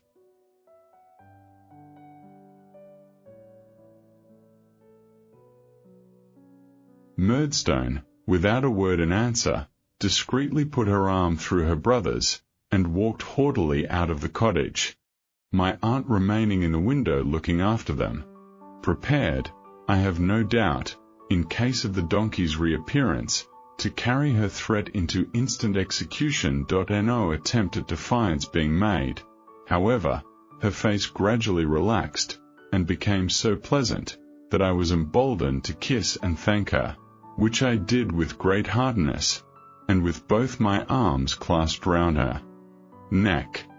I then shook hands with Mr. Dick, who shook hands with me a great many times, and hailed this happy close of the proceedings with repeated bursts of laughter. "You'll consider yourself guardian, jointly with me, of this child, Mr. Dick," said my aunt. "I shall be delighted," said Mr. Dick, "to be the guardian of David's son." "Very good," returned my aunt. "That's settled. I have been thinking, do you know, Mr. Dick, that I might call him Trotwood?" "Certainly, certainly. Call him Trotwood, certainly," said Mr. Dick. "David's son's Trotwood." "Trotwood Copperfield, you mean," returned my aunt. "Yes, to be sure. Yes. Trotwood Copperfield," said Mr. Dick, a little abashed. My aunt took so kindly to the notion that some ready-made clothes, which were purchased for me that afternoon, were marked Trotwood Copperfield, in her own handwriting, and in indelible marking ink, before I put them on, and it was settled that all the other clothes which were ordered to be made for me, are complete.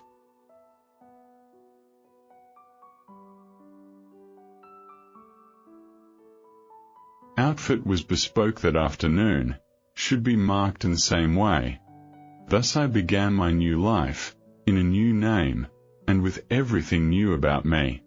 Now that the state of doubt was over, I felt, for many days, like one in a dream.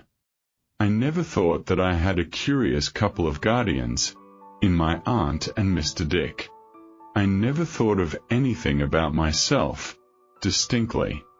The two things clearest in my mind were, that a remoteness had come upon the old Blunderstone life, which seemed to lie in the haze of an immeasurable distance, and that a curtain had forever fallen on my life at Murdstone and Grinby's. No one has ever raised that curtain since. I have lifted it for a moment, even in this narrative, with a reluctant hand, and dropped it gladly. The remembrance of that life is fraught with so much pain to me, with so much mental suffering and want of hope, that I have never had the courage even to examine how long I was doomed to lead it. Whether it lasted for a year, or more, or less, I do not know. I only know that it was, and ceased to be, and that I have written, and there I leave it. David Copperfield. Chapter 15. I make another beginning. Mr. Dick and I soon became the best of friends, and very often, when his day's work was done, went out together to fly the great kite. Every day of his life he had a long sitting at the memorial, which never made the least progress, however hard he laboured, for King Charles I always strayed into it, sooner or later, and then it was.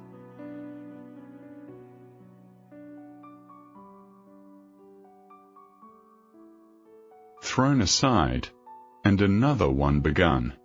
The patience and hope with which he bore these perpetual disappointments, the mild perception he had that there was something wrong about King Charles I, the feeble efforts he made to keep him out, and the certainty with which he came in, and tumbled the memorial out of all shape, made a deep impression on me. What Mr. Dick supposed would come of the memorial, if it were completed, where he thought it was to go, or what he thought it was to do, he knew no more than anybody else, I believe. Nor was it at all necessary that he should trouble himself with such questions, for if anything was certain under the sun, it was certain that the memorial never would be finished. It was quite an affecting sight, I used to think, to see him with the kite when it was up a great height in the air. What he had told me, in his room, about his belief in its disseminating the statements pasted on it, which were nothing but old leaves of abortive memorials, might have been a fancy with him sometimes, but not when he was out, looking up at the kite in the sky, and feeling it pull and tug at his hand. He never looked so serene as he did then. I used to fancy, as I sat by him of an evening, on a green slope, and saw him watch the kite high in the quiet air, that it lifted his mind out of its confusion, and bore it, such was my boyish thought, into the skies. As he wound the string in, and it came lower and lower down out of the beautiful light, until it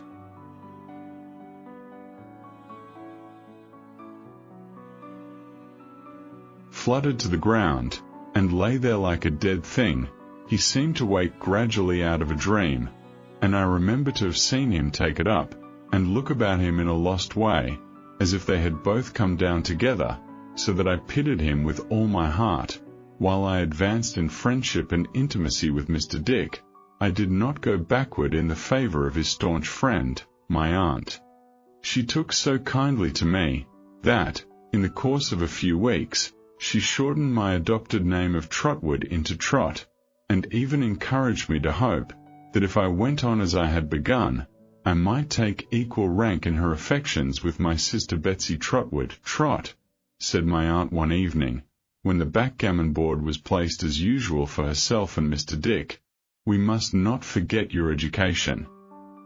This was my only subject of anxiety, and I felt quite delighted by her referring to it. Should you like to go to school at Canterbury?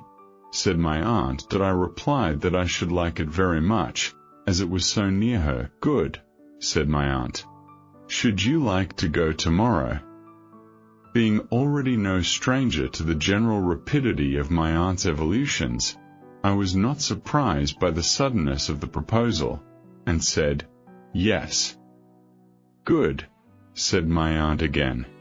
Janet, hire the grey pony and chaise tomorrow morning at 10 o'clock, and pack up Master Trotwood's clothes tonight. I was greatly elated by these orders, but my heart smote me for my selfishness, when I witnessed their effect on Mr. Dick, who was so low-spirited at the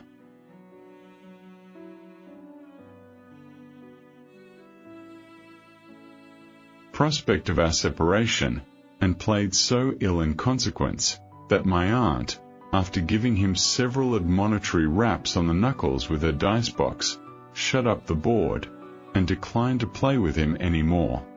But, on hearing from my aunt that I should sometimes come over on a Saturday, and that he could sometimes come and see me on a Wednesday, he revived, and vowed to make another kite for those occasions, of proportions greatly surpassing the present one.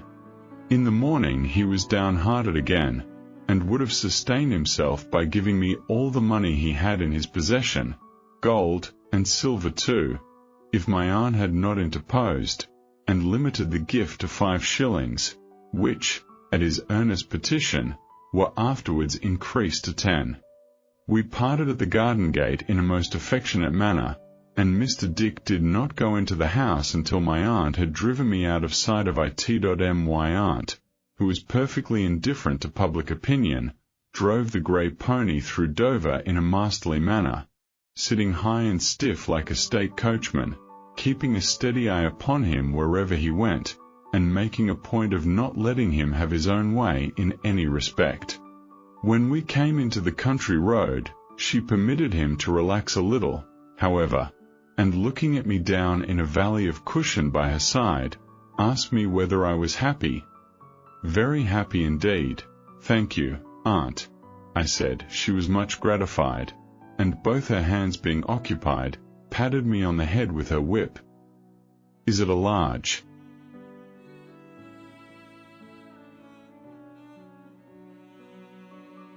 "School, aunt?" I asked. "Why, I don't know," said my aunt. "We are going to Mr. Wickfield's first." "Does he keep a school?" I asked. "No, Trot," said my aunt. "He keeps an office." I asked for no more information about Mr. Wickfield, as she offered none, and we conversed on other subjects until we came to Canterbury, where, as it was market day, my aunt had a great opportunity of insinuating the grey pony among carts, baskets, vegetables, and huckster's goods. The hairbreadth turns and twists we made drew down upon us a variety of speeches from the people standing about, which were not always complimentary, but my aunt drove on with perfect indifference, and I dare say would have taken her own way with as much coolness through an enemy's country. At T-length we stopped before a very old house bulging out over the road, a house with long low lattice windows bulging out still farther, and beams with carved heads on the ends bulging out too, so that I fancied the whole house was leaning forward, trying to see who was passing on the narrow pavement below. It was quite spotless in its cleanliness. The old-fashioned brass knocker on the low arched door, ornamented with carved garlands of fruit and flowers, twinkled like a star. The 2 stone steps descending to the door were as white as if they had been covered with fair linen, and all the angles and corners, and carvings, and mouldings, and quaint little panes of glass, and quainter little windows, though as old as the hills, were as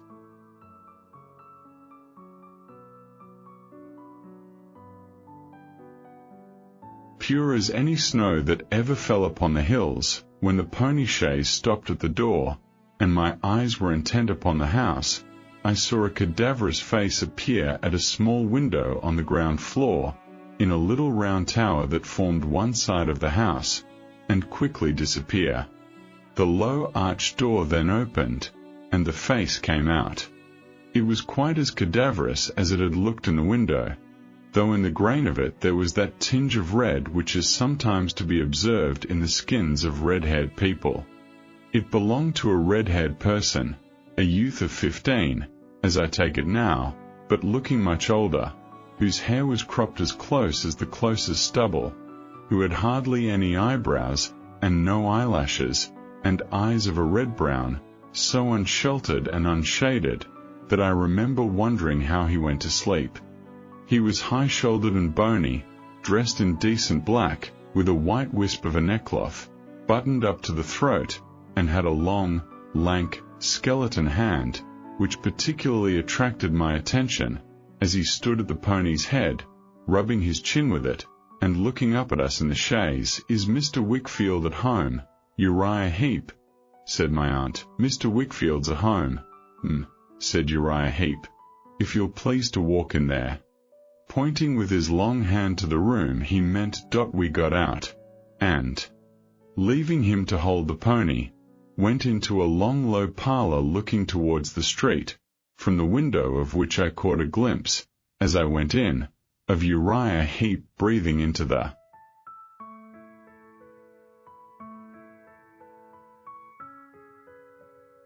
pony's nostrils, and immediately covering them with his hand, as if he were putting some spell upon him. Opposite to the tall old chimney-piece were 2 portraits, one of a gentleman with grey hair, though not by any means an old man, and black eyebrows, who was looking over some papers tied together with red tape, the other, of a lady, with a very placid and sweet expression of face, who was looking at me. I believe I was turning about in search of Uriah's picture, when, a door at the farther end of the room opening, a gentleman entered, at sight of whom I turned to the first-mentioned portrait, again, to make quite sure that it had not come out of its frame. But it was stationary, and as the gentleman advanced into the light, I saw that he was some years older than when he had had his picture painted. "Miss Betsy Trotwood," said the gentleman, "pray walk in. I was engaged for a moment, but you'll excuse my being busy. You know my motive. I have but one in life." Miss Betsy thanked him, and we went into his room, which was furnished as an office, with books, papers, tin boxes, and so forth. It looked into a garden, and had an iron safe let into the wall, so immediately over the mantel-shelf, that I wondered, as I sat down, how the sweeps got round it when they swept the chimney. "Well, Miss Trotwood," said Mr. Wickfield, for I soon found that it was he, and that he was a lawyer, and steward of the estates of a rich gentleman of the county, "what wind blows you here?" "Not an ill."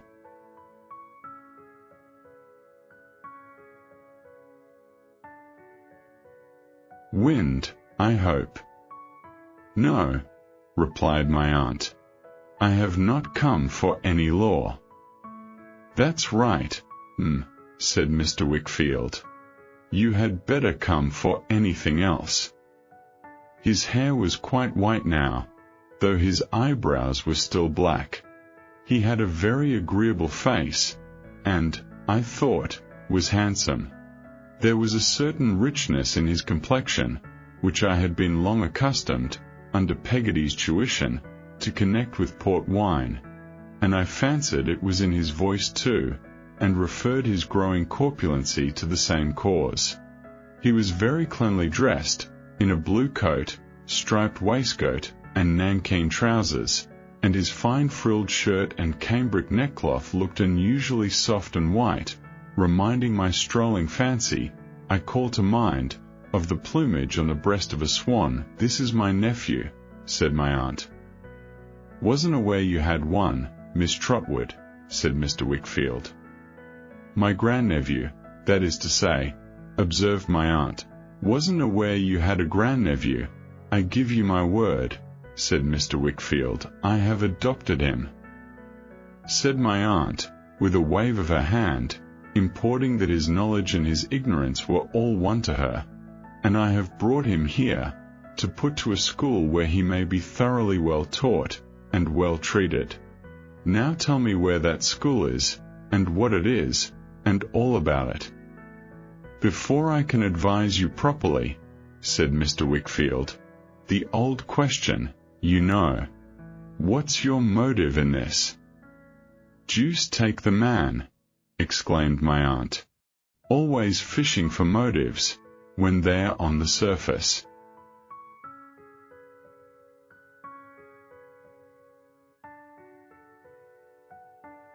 "Why, to make the child happy and useful." "It must be a mixed motive, I think," said Mr. Wickfield, shaking his head and smiling incredulously. "A mixed fiddlestick," returned my aunt. "You claim to have one plain motive in all you do yourself. You don't suppose, I hope, that you are the only plain dealer in the world." "Ay, but I have only one motive in life, Miss Trotwood," he rejoined, smiling. "Other people have dozens, scores, hundreds. I have only one. There's the difference. However, that's beside the question. The best school. Whatever the motive, you want the best." My aunt nodded assent. "At the best we have," said Mr. Wickfield, considering. "Your nephew couldn't board just now." "But he could board somewhere else, I suppose?" suggested my aunt. Mr. Wickfield thought I could. After a little discussion, he proposed to take my aunt to the school, that she might see it and judge for herself. Also, to take her, with the same object, to 2 or 3 houses where he thought I could be boarded. My aunt embracing the proposal, we were all 3 going out together, when he stopped and said our little friend here might have some motive, perhaps, for objecting to the arrangements. I think we had better leave him behind. My aunt seemed disposed to contest the point, but to facilitate matters I said I would gladly remain behind, if they pleased, and returned into Mr. Wickfield's office, where I sat down again, in the chair I had first occupied, to await their return did it so happened.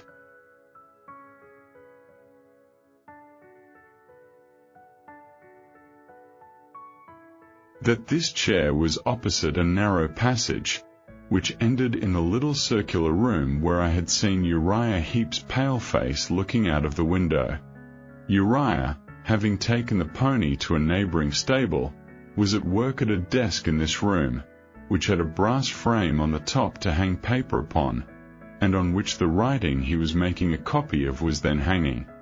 Though his face was towards me, I thought, for some time, the writing being between us, that he could not see me, but looking that way more attentively, it made me uncomfortable to observe that, every now and then, his sleepless eyes would come below the writing, like 2 red suns, and stealthily stare at me for I dare say a whole minute at a time, during which his pen went, or pretended to go, as cleverly as ever. I made several attempts to get out of their way, such as standing on a chair to look at a map on the other side of the room, and poring over the columns of a Kentish newspaper, but they always attracted me back again, and whenever I looked towards those 2 red suns, I was sure to find them, either just rising or just setting at T length. Much to my relief, my aunt and Mr. Wickfield came back, after a pretty long absence. They were not so successful as I could have wished, for though the advantages of the school were undeniable, my aunt had not approved of any of the boarding houses proposed for me. It's very unfortunate, said my aunt. I don't know what to do, Trot. It does happen unfortunately, said Mr.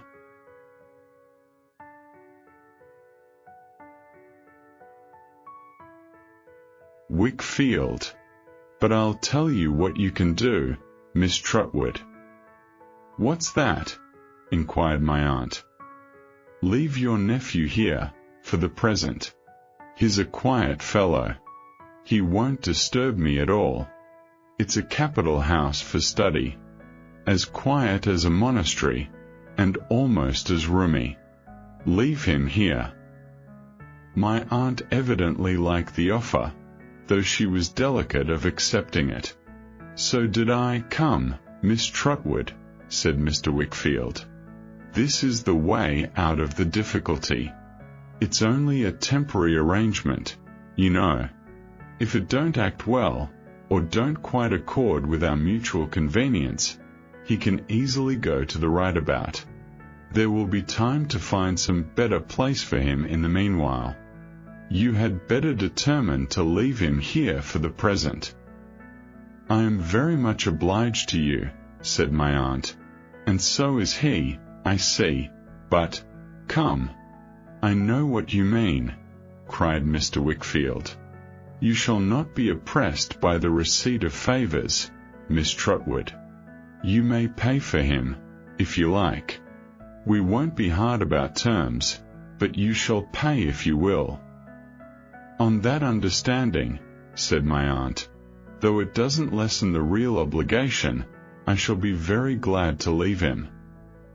Then come and see my little housekeeper, said Mr. Wickfield. We accordingly went up a wonderful old staircase, with a balustrade so broad that we might have gone up that, almost as easily, and into a shady old drawing-room, lighted by some 3 or 4 of the quaint windows I had looked up at from the street, which had old oak seats in them, that,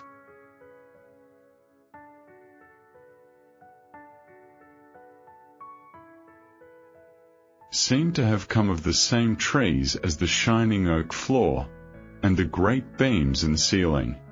It was a prettily furnished room, with a piano and some lively furniture in red and green, and some flowers. It seemed to be all old nooks and corners, and in every nook and corner there was some queer little table, or cupboard, or bookcase, or seat, or something or other, that made me think there was not such another good corner in the room, until I looked at the next one, and found it equal to it, if not better. On everything there was the same air of retirement and cleanliness that marked the house outside. Mr. Wickfield tapped at a door in a corner of the panelled wall, and a girl of about my own age came quickly out and kissed him. On her face, I saw immediately the placid and sweet expression of the lady whose picture had looked at me downstairs. It seemed to my imagination as if the portrait had grown womanly, and the original remained a child. Although her face was quite bright and happy, there was a tranquility about it, and about her, a quiet, good, calm spirit, that I never have forgotten, that I shall never forget. This was his little housekeeper, his daughter Agnes, Mr. Wickfield said. When I heard how he said it, and saw how he held her hand, I guessed what the one motive of his life was. She had a little basket trifle hanging at her side, with keys in it, and she looked as staid and as discreet a housekeeper as the old house could have. She listened to her father.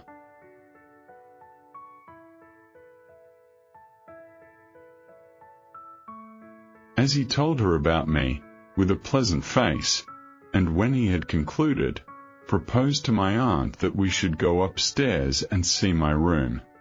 We all went together, she before us, and a glorious old room it was, with more oak beams, and diamond panes, and a broad balustrade going all the way up to it that I cannot call to mind where or when, in my childhood, I had seen a stained glass window in a church.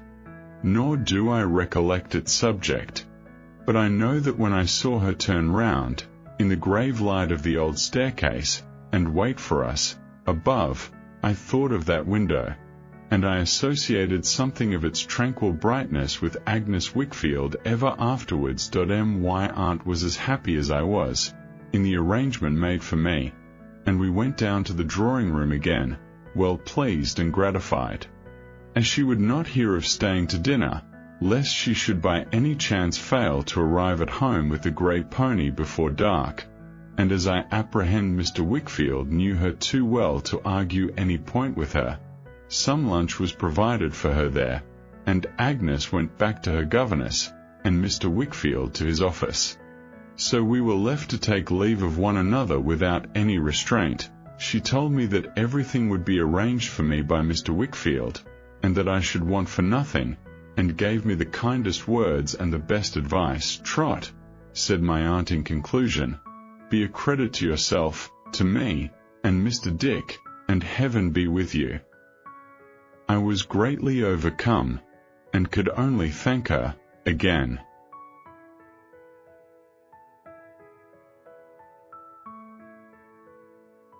And again, and send my love to Mr. Dick. Never, said my aunt, be mean in anything, never be false, never be cruel. Avoid those 3 vices, Trot, and I can always be hopeful of you. I promised, as well as I could, that I would not abuse her kindness or forget her admonition. The pony's at the door, said my aunt, and I am off. Stay here. With these words she embraced me hastily, and went out of the room, shutting the door after her.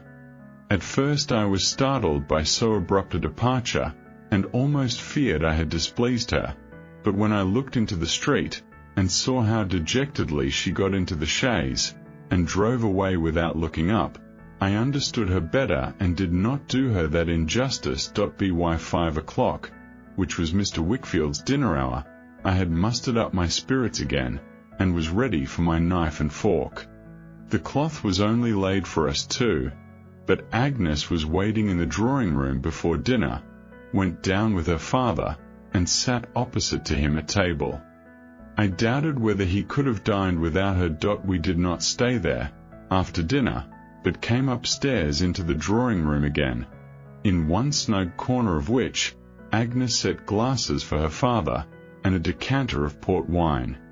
I thought he would have missed its usual flavour if it had been put there for him by any other hands.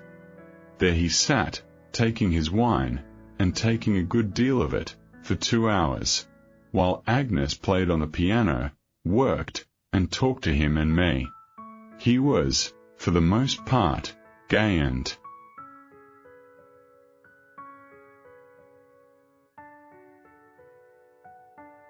cheerful with us, but sometimes his eyes rested on her, and he fell into a brooding state, and was silent.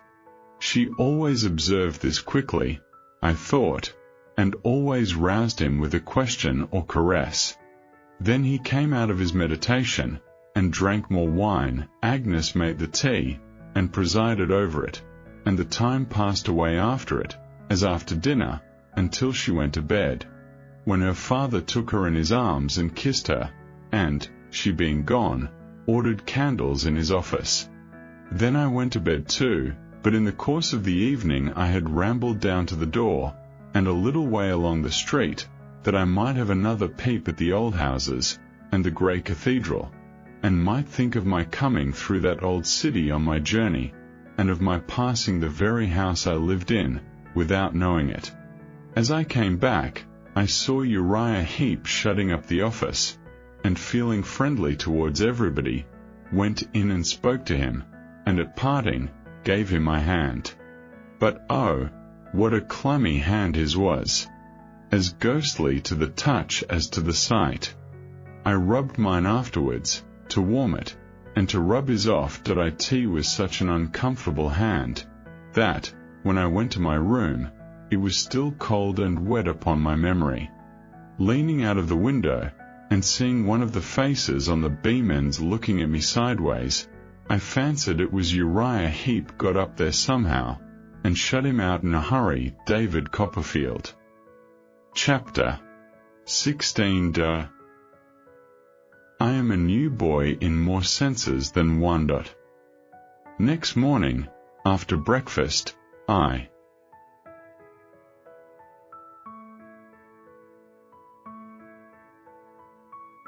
entered on school life again.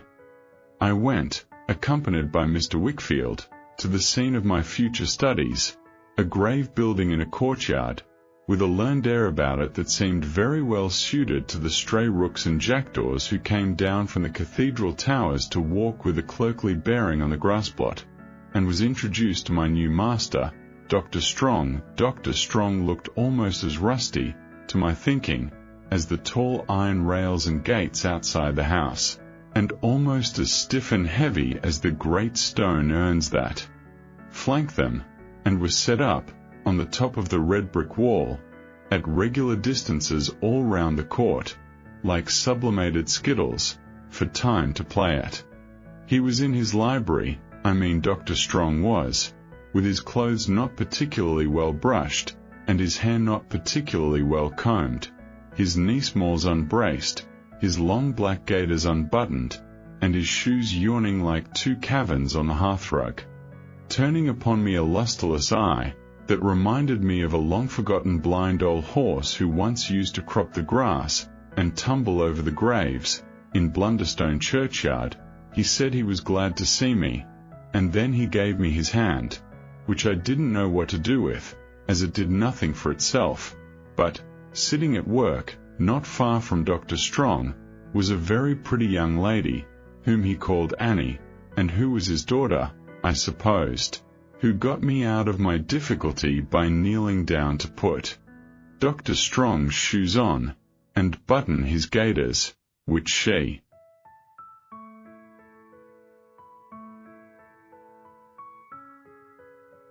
did with great cheerfulness and quickness. When she had finished, and we were going out to the schoolroom, I was much surprised to hear Mr. Wickfield, in bidding her good morning, address her as Mrs. Strong, and I was wondering, could she be Dr. Strong's son's wife, or could she be Mrs. Dr. Strong, when Dr. Strong himself unconsciously enlightened me. By the by, Wickfield, he said, stopping in a passage with his hand on my shoulder, you have not found any suitable provision for my wife's cousin yet? No, said Mr. Wickfield. No, not yet. I could wish it done as soon as it can be done, Wickfield, said Dr. Strong, for Jack Maldon is needy and idle, and of those two bad things, worse things sometimes come. What does Dr. Watts say? He added, looking at me, and moving his head to the time of his quotation. Satan finds some mischief still, for idle hands to do. Egad, Doctor, returned Mr. Wickfield, if Dr. Watts knew mankind, he might have written, with as much truth, Satan finds some mischief still, for busy hands to do. The busy people achieve their full share of mischief in the world.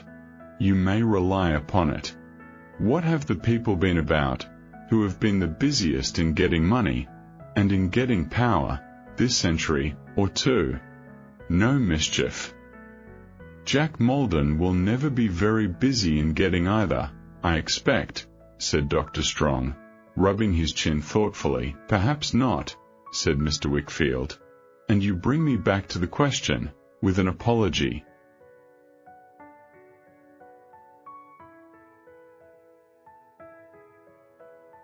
For digressing. No, I have not been able to dispose of Mr. Jack Maldon yet. I believe, he said this with some hesitation, I penetrate your motive, and it makes the thing more difficult. My motive, returned Dr. Strong, is to make some suitable provision for a cousin, and an old playfellow, of Annie's. Yes, I know, said Mr. Wickfield, at home or abroad. Aye, replied the doctor, apparently wondering why he emphasized those words so much. At home or abroad. Your own expression, you know, said Mr. Wickfield. Or abroad. Surely, the doctor answered. Surely. One or other. One or other. Have you no choice? Asked Mr. Wickfield. No, returned the doctor. No. With astonishment, not the least. No motive, said Mr. Wickfield, for meaning abroad, and not at home. No, returned the doctor, I am bound to believe you, and of course I do believe you, said Mr. Wickfield. It might have simplified my office very much, if I had known it before, but I confess I entertained another impression.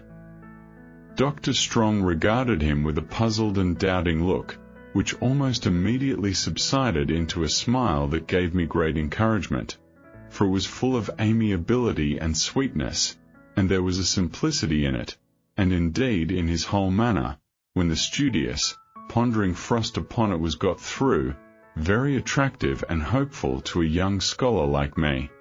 Repeating no, and not the least, and other short assurances to the same purport, Dr. Strong jogged on before us.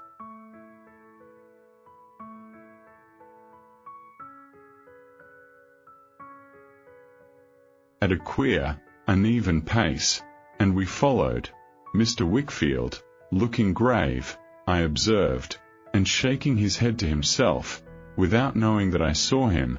The schoolroom was a pretty large hall, on the quietest side of the house, confronted by the stately stare of some half-dozen of the great urns, and commanding a peep of an old secluded garden belonging to the doctor, where the peaches were ripening on the sunny south wall. There were two great aloes, in tubs, on the turf outside the windows, the broad hard leaves of which plant, looking as if they were made of painted tin, have ever since, by association, been symbolical to me of silence and retirement. About 25 boys were studiously engaged at their books when we went in, but they rose to give the doctor good morning, and remained standing when they saw Mr. Wickfield and me. "A new boy, young gentleman," said the doctor. "Trotwood Copperfield." One Adams, who was the head boy, then stepped out of his place and welcomed me. He looked like a young clergyman, in his white cravat, but he was very affable and good-humoured, and he showed me my place, and presented me to the masters, in a gentlemanly way that would have put me at my ease, if anything could. It seemed to me so long, however, since I had been among such boys, or among any companions of my own age, except Mick Walker and Mealy Potatoes, that I felt as strange as ever I have done in my life. I was so conscious of having passed through scenes of which they could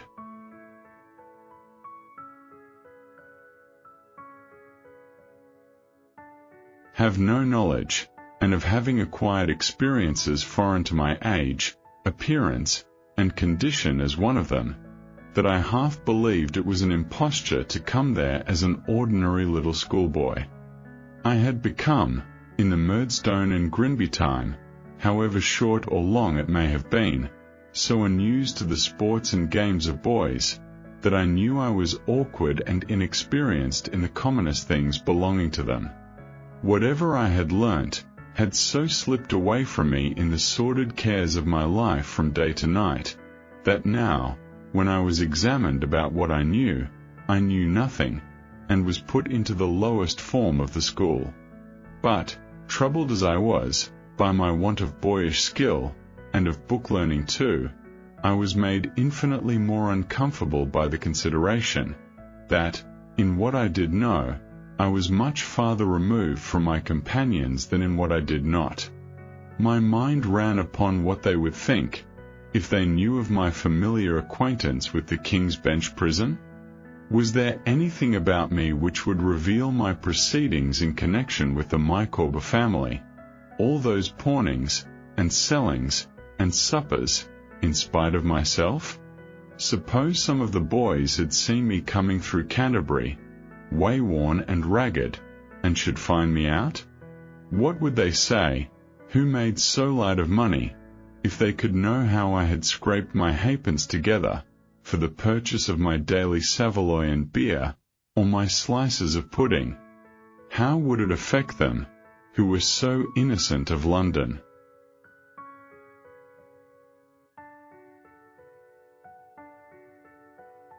Life, and London streets, to discover how knowing I was, and was ashamed to be, in some of the meanest phases of both?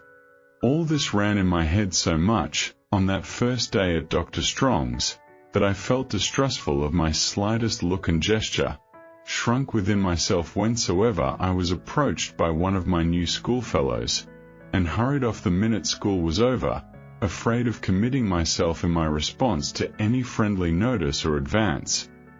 But there was such an influence in Mr. Wickfield's old house, that when I knocked at it, with my new school books under my arm, I began to feel my uneasiness softening away. As I went up to my airy old room, the grave shadow of the staircase seemed to fall upon my doubts and fears, and to make the past more indistinct. I sat there, sturdily conning my books, until dinner-time. We were out of school for good at 3, and went down, hopeful of becoming a passable sort of boy yet. Agnes was in the drawing-room, waiting for her father, who was detained by someone in his office. She met me with her pleasant smile, and asked me how I liked the school.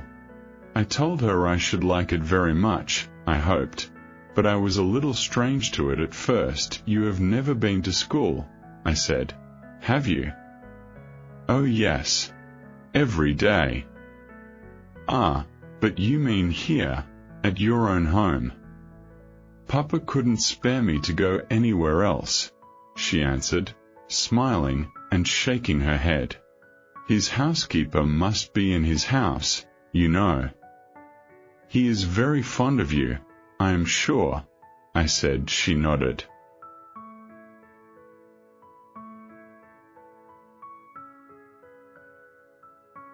"Yes," and went to the door to listen for his coming up. that she might meet him on the stairs. But, as he was not there, she came back again. "Mama has been dead ever since I was born," she said, in her quiet way. "I only know her picture, downstairs. I saw you looking at it yesterday. Did you think whose it was?" I told her yes, because it was so like herself. "Papa says so, too," said Agnes, pleased. "Hark! That's Papa now." Her bright calm face lighted up with pleasure as she went to meet him, and as they came in, hand in hand, he greeted me cordially, and told me I should certainly be happy under Dr. Strong, who was one of the gentlest of men. "There may be some, perhaps, I don't know that there are, who abuse his kindness," said Mr. Wickfield. "Never be one of those, Trotwood, in anything. He is the least suspicious of mankind, and whether that's a merit, or whether it's a blemish, it deserves consideration in all dealings with the doctor, great or small." He spoke, I thought, as if he were weary, or dissatisfied with something, but I did not pursue the question in my mind, for dinner was just then announced, and we went down and took the same seats as before. We had scarcely done so, when Uriah Heep put in his red head and his lank hand at the door, and said, "Here's Mr. Malden begs the favour of a word, sir." "I am but this moment quit of Mr. Malden," said his master. "Yes, sir," returned Uriah, "but Mr. Malden has come back, and he begs the favour of a word." As he held the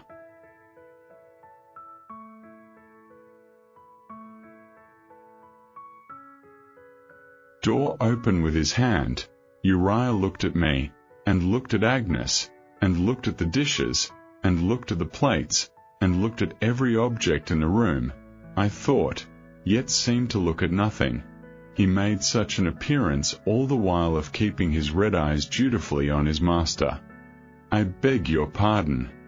It's only to say, on reflection," observed a voice behind Uriah, as Uriah's head was pushed away, and the speaker substituted, "Pray excuse me for this intrusion, that as it seems I have no choice in the matter, the sooner I go abroad the better.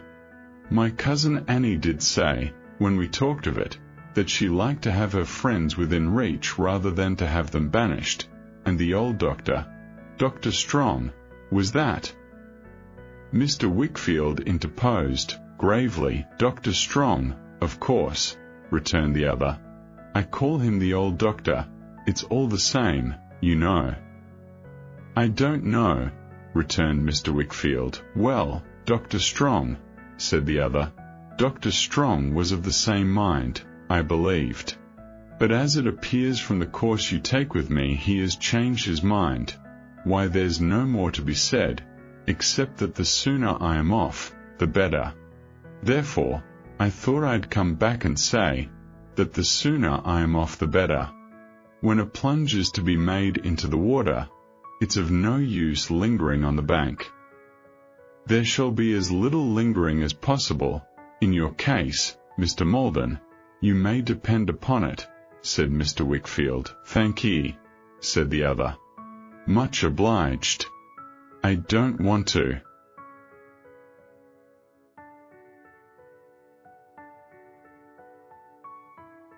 Look a gift horse in the mouth, which is not a gracious thing to do. Otherwise, I dare say, my cousin Annie could easily arrange it in her own way. I suppose Annie would only have to say to the old doctor, meaning that Mrs. Strong would only have to say to her husband, "Do I follow you?" said Mr. Wickfield. "Quite so," returned the other. "Would only have to say that she wanted such and such a thing to be so-and-so, and it would be so-and-so, as a matter of course." "And why as a matter of course, Mr. Malden?" asked Mr. Wickfield, sedately eating his dinner. "Why, because Annie's a charming young girl, and the old doctor, Dr. Strong, I mean, is not quite a charming young boy," said Mr. Jack Malden, laughing. "No offence to anybody, Mr. Wickfield." I only mean that I suppose some compensation is fair and reasonable in that sort of marriage." "Compensation to the lady, sir?" asked Mr. Wickfield gravely. "To the lady, sir," Mr. Jack Maldon answered, laughing, but appearing to remark that Mr. Wickfield went on with his dinner in the same sedate, immovable manner, and that there was no hope of making him relax a muscle of his face. He added, "However, I have said what I came to say, and, with another apology for this intrusion, I may take myself off. Of course I shall observe your directions, in considering the matter as one to be arranged between you and me solely, and not to be referred to, up at the doctor's." "Have you dined?" asked Mr. Wickfield, with a motion of his hand.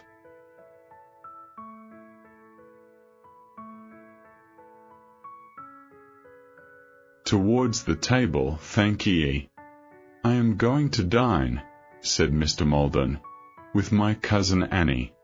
Good-bye." Mr. Wickfield, without rising, looked after him thoughtfully as he went out. He was rather a shallow sort of young gentleman, I thought, with a handsome face, a rapid utterance, and a confident, bold air.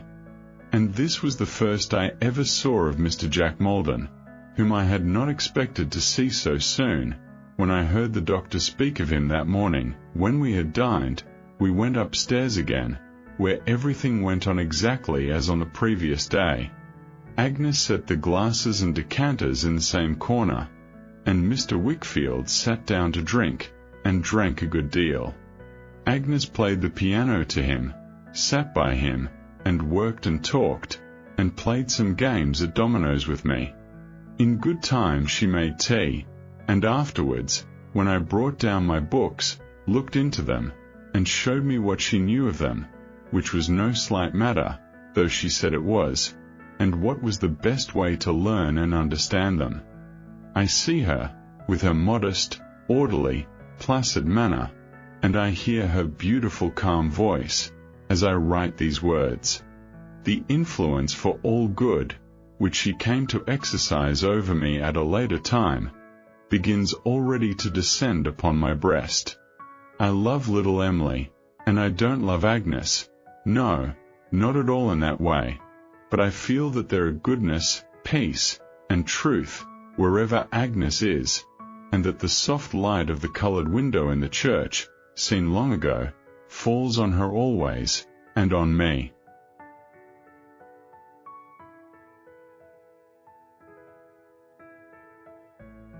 When I am near her, and on everything around, the time having come for her withdrawal for the night, and she having left us, I gave Mr. Wickfield my hand, preparatory to going away myself. But he checked me and said, "Should you like to stay with us, Trotwood, or to go elsewhere?" "To stay," I answered, quickly. "You are sure?" "If you please. If I may." "Why, it's but a dull life that we lead here, boy, I am afraid," he said. "Not more dull for me than Agnes, sir." "Not dull at all." "Then Agnes," he repeated, walking slowly to the great chimney-piece, and leaning against it. "Then Agnes." He had drank wine that evening, or I fancied it, until his eyes were bloodshot. Not that I could see them now, for they were cast down, and shaded by his hand, but I had noticed them a little while before. "Now I wonder," he muttered, "whether my Agnes tires of me. When should I ever tire of her? But that's different, that's quite different." He was musing, not speaking to me, so I remained quiet. "A dull old house," he said, "and a monotonous life, but I must have her near me. I must keep her near me. If the thought that I may die and leave my darling, or that my darling may die and leave me, comes like a spectre, to distress my happiest hours, and is only to be drowned in." He did not supply the word, but pacing slowly to the place where he had sat, and mechanically going through the action of pouring wine from the empty decanter, set it down and pace back again if it is miserable to bear, when she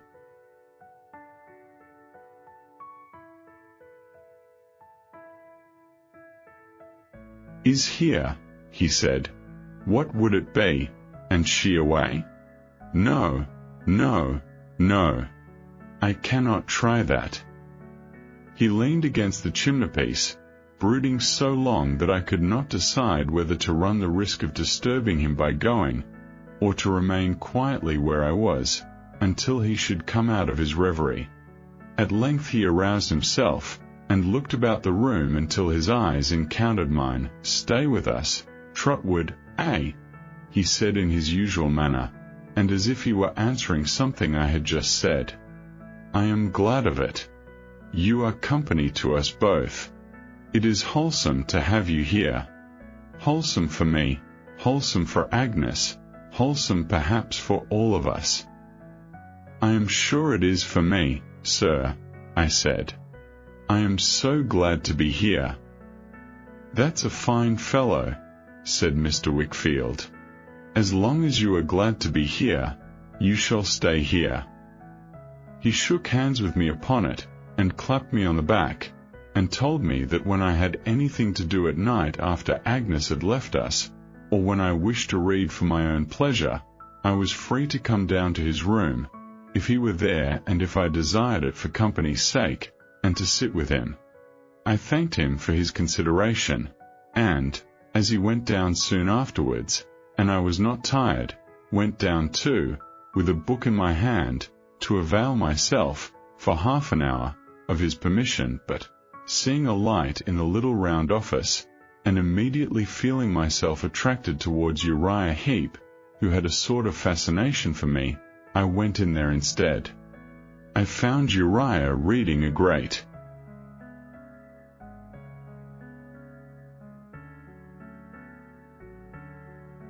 fat book, with such demonstrative attention, that his lank forefinger followed up every line as he read, and made clammy tracks along the page, or so I fully believed. "Like a snail, you are working late tonight, Uriah," says I. "Yes, Master Copperfield," says Uriah. I was getting on the stool opposite, to talk to him more conveniently. I observed that he had not such a thing as a smile about him, and that he could only widen his mouth and make 2 hard creases down his cheeks, one on each side. "To stand for one, I am not doing office work, Master Copperfield," said Uriah. "What work, then?" I asked. "I am improving my legal knowledge, Master Copperfield," said Uriah. "I am going through Tidd's practice." "Oh, what a writer Mr. Tidd is, Master Copperfield." My stool was such a tower of observation, that as I watched him reading on again, after this rapturous exclamation, and following up the lines with his forefinger, I observed that his nostrils, which were thin and pointed, with sharp dints in them, had a singular and most uncomfortable way of expanding and contracting themselves, that they seemed to twinkle instead of his eyes, which hardly ever twinkled at all. "I suppose you are quite a great lawyer," I said, after looking at him for some time. "Me, Master Copperfield," said Uriah. "Oh, no. I'm a very humble person." It was no fancy of mine about his hands, I observed, for he frequently ground the palms against each other as if to squeeze them dry and warm, besides often wiping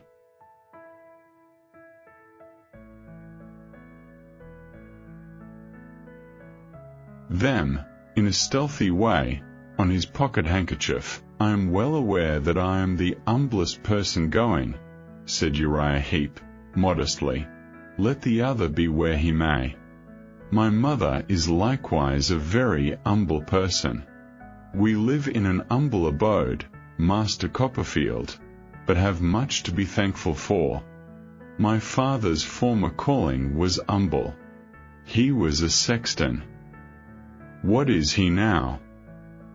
I asked. "He is a partaker of glory at present, Master Copperfield," said Uriah Heep. But we have much to be thankful for. How much have I to be thankful for in living with Mr. Wickfield? I asked Uriah if he had been with Mr. Wickfield long.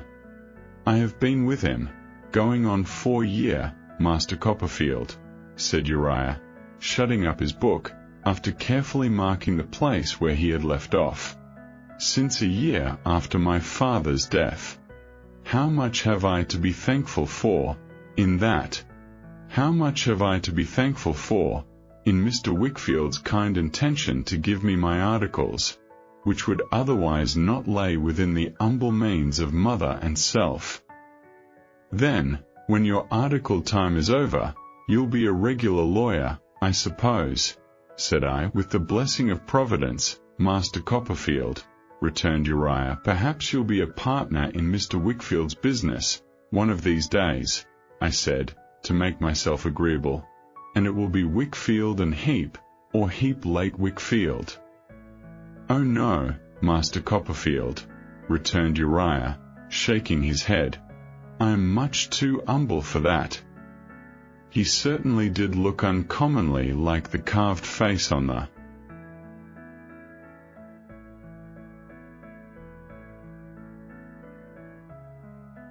beam outside my window, as he sat, in his humility, eyeing me sideways, with his mouth widened, and the creases in his cheeks. Mr. Wickfield is a most excellent man, Master Copperfield, said Uriah. If you have known him long, you know it, I am sure, much better than I can inform you. I replied that I was certain he was, but that I had not known him long myself, though he was a friend of my aunt's. Oh, indeed, Master Copperfield, said Uriah. Your aunt is a sweet lady, Master Copperfield.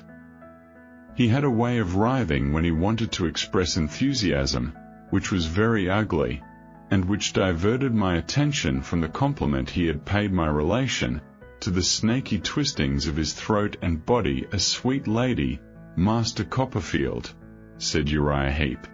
She has a great admiration for Miss Agnes, Master Copperfield, I believe. I said, yes, boldly, not that I knew anything about it, heaven forgive me.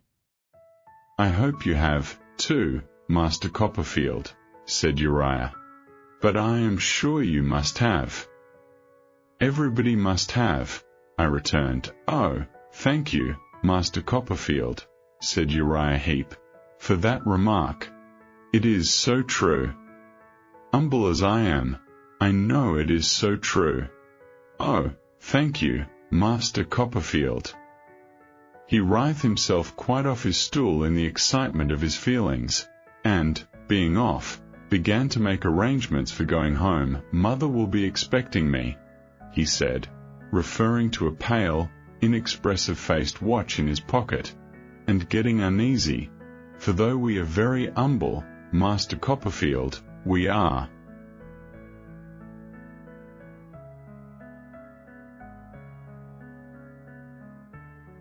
much attached to one another. If you would come and see us, any afternoon, and take a cup of tea at our lowly dwelling, Mother would be as proud of your company as I should be. I said I should be glad to come. Thank you, Master Copperfield, returned Uriah, putting his book away upon the shelf. I suppose you stop here, sometime, Master Copperfield. I said I was going to be brought up there, I believed, as long as I remained at school. Oh, indeed, exclaimed Uriah. I should think you would come into the business at last, Master Copperfield. I protested that I had no views of that sort, and that no such scheme was entertained in my behalf by anybody, but Uriah insisted on blandly replying to all my assurances. Oh, yes, Master Copperfield, I should think you would, indeed. And, oh, indeed, Master Copperfield, I should think you would, certainly, over and over again. Being, at last, ready to leave the office for the night, he asked me if it would suit my convenience to have the light put out. and on my answering yes, instantly extinguished it. After shaking hands with me, his hand felt like a fish, in the dark. He opened the door into the street a very little, and crept out, and shut it, leaving me to grope my way back into the house, which cost me some trouble and a fall over his stool. This was the proximate cause, I suppose, of my dreaming about him, for what appeared to me to be half the night, and dreaming, among other things, that he had launched Mr. Peggotty's.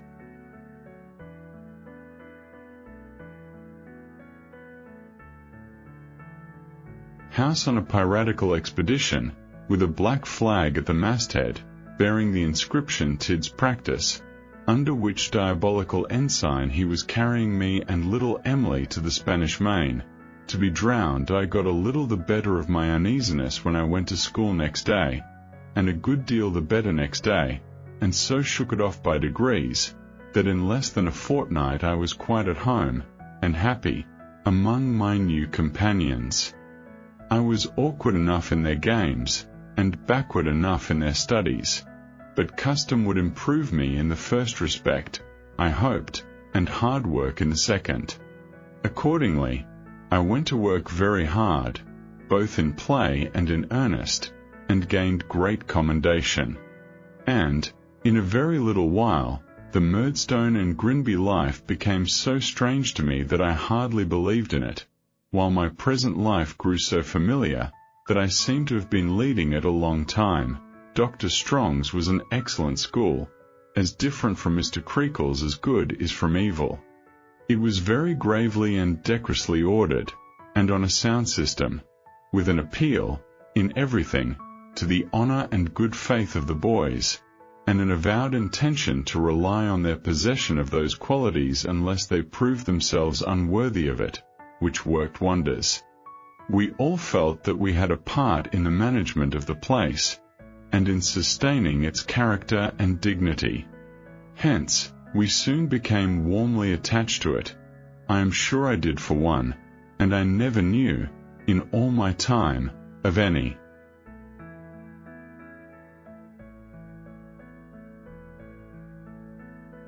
Other boy being otherwise, and learnt with a good will, desiring to do it credit.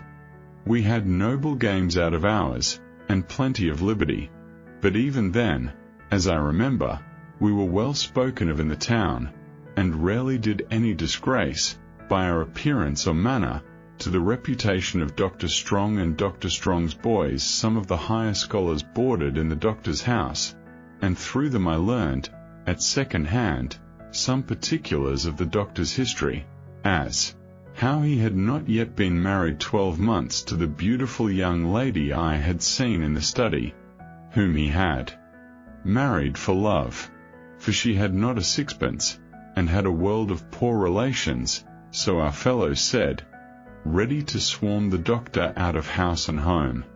Also, how the doctor's cogitating manner was attributable to his being always engaged in looking out for Greek roots, which, in my innocence and ignorance, I supposed to be a botanical furor on the doctor's part, especially as he always looked at the ground when he walked about, until I understood that they were roots of words, with a view to a new dictionary which he had in contemplation. Adams, our head boy, who had a turn for mathematics, had made a calculation, I was informed, of the time this dictionary would take in completing, on the doctor's plan, and at the doctor's rate of going. He considered that it might be done in 1,649 years, counting from the doctor's last, or 62nd, birthday, but the doctor himself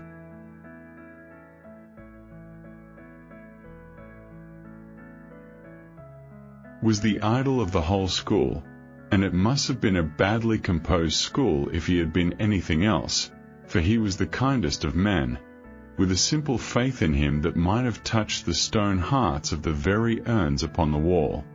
As he walked up and down that part of the courtyard which was at the side of the house, with the stray rooks and jackdaws looking after him with their heads cocked slyly, as if they knew how much more knowing they were in worldly affairs than he, If any sort of vagabond could only get near enough to his creaking shoes to attract his attention to one sentence of a tale of distress, that vagabond was made for the next 2 days. It was so notorious in the house that the masters and head boys took pains to cut these marauders off at angles, and to get out of windows, and turn them out of the courtyard, before they could make the doctor aware of their presence, which was sometimes happily effected within a few yards of him, without his knowing anything of the matter, as he jogged to and fro. Outside his own domain, and unprotected, he was a very sheep for the shearers. He would have taken his gaiters off his legs, to give away.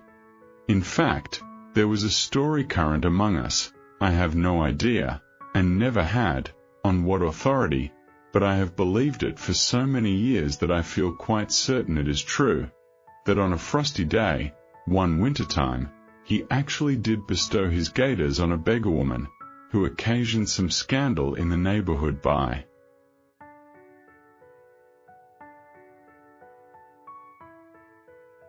exhibiting a fine infant from door to door, wrapped in those garments, which were universally recognized, being as well known in the vicinity as the cathedral.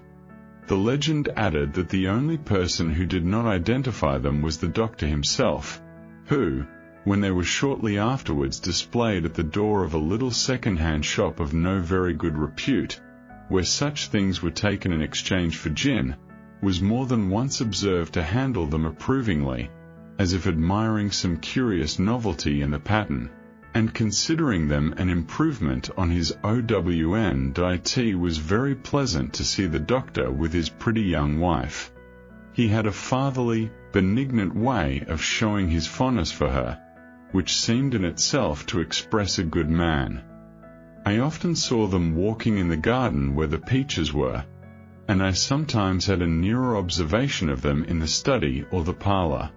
She appeared to me to take great care of the doctor, and to like him very much, though I never thought her vitally interested in the dictionary, some cumbrous fragments of which work the doctor always carried in his pockets, and in the lining of his hat, and generally seemed to be expounding to her as they walked about. I saw a good deal of Mrs. Strong, both because she had taken a liking for me on the morning of my introduction to the doctor, and was always afterwards kind to me, and interested in me, and because she was very fond of Agnes, and was often backwards and forwards at our house. There was a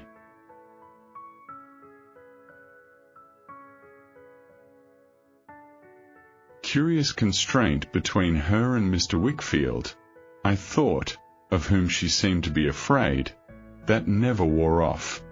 When she came there of an evening, she always shrunk from accepting his escort home, and ran away with me instead. And sometimes, as we were running gaily across the cathedral yard together, expecting to meet nobody, we would meet Mr. Jack Maldon, who was always surprised to see us. Mrs. Strong's mamma was a lady I took great delight in. Her name was Mrs. Markleham, but our boys used to call her the old soldier, on account of her generalship, and the skill with which she marshalled great forces of relations against the doctor.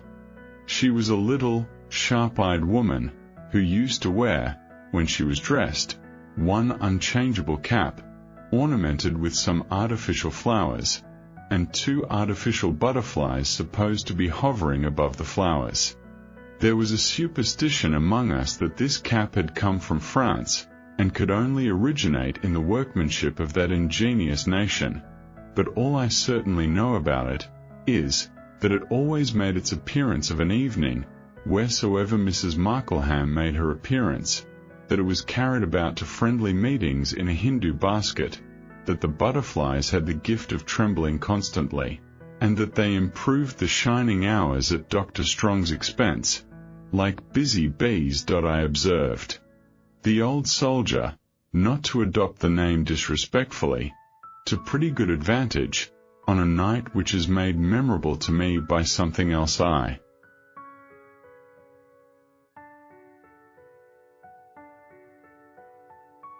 shall relate.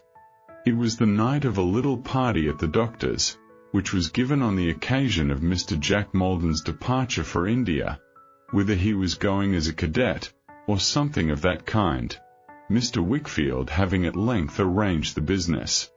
It happened to be the doctor's birthday, too.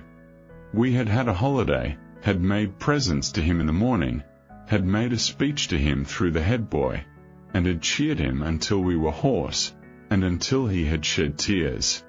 And now, in the evening, Mr. Wickfield, Agnes, and I went to have tea with him in his private capacity. Mr.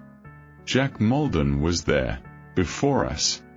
Mrs. Strong, dressed in white, with cherry-colored ribbons, was playing the piano when we went in, and he was leaning over her to turn the leaves.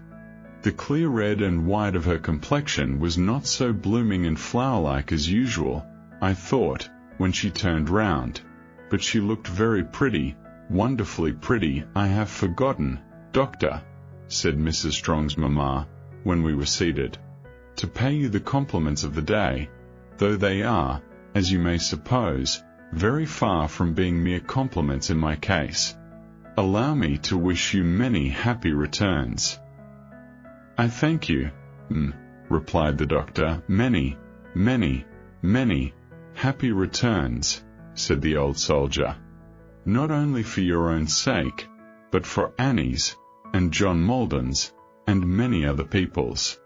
It seems but yesterday to me, John, when you were a little creature, a head shorter than Master Copperfield, making baby love to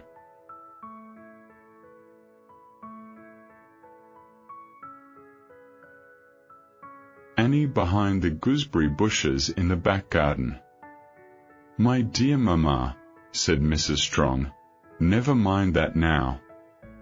"Annie, don't be absurd," returned her mother. "If you are to blush to hear of such things now you are an old married woman, when are you not to blush to hear of them?" "Old!" exclaimed Mr. Jack Maldon. "Annie, come." "Yes, John," returned the soldier. "Virtually, an old married woman, although not old by years, for when did you ever hear me say, or who has ever heard me say, that a girl of 20 was old by years? Your cousin is the wife of the doctor, and, as such, what I have described her. It is well for you, John, that your cousin is the wife of the doctor. You have found in him an influential and kind friend, who will be kinder yet, I venture to predict, if you deserve it. I have no false pride.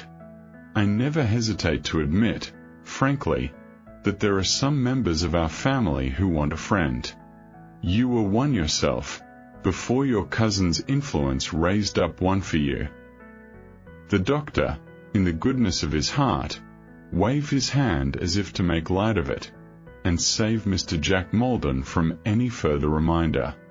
But Mrs. Markleham changed her chair for one next the doctor's, and putting her fan on his coat sleeve, said, "No, really, my dear doctor, you must excuse me if I appear to dwell on this rather, because I feel so very strongly.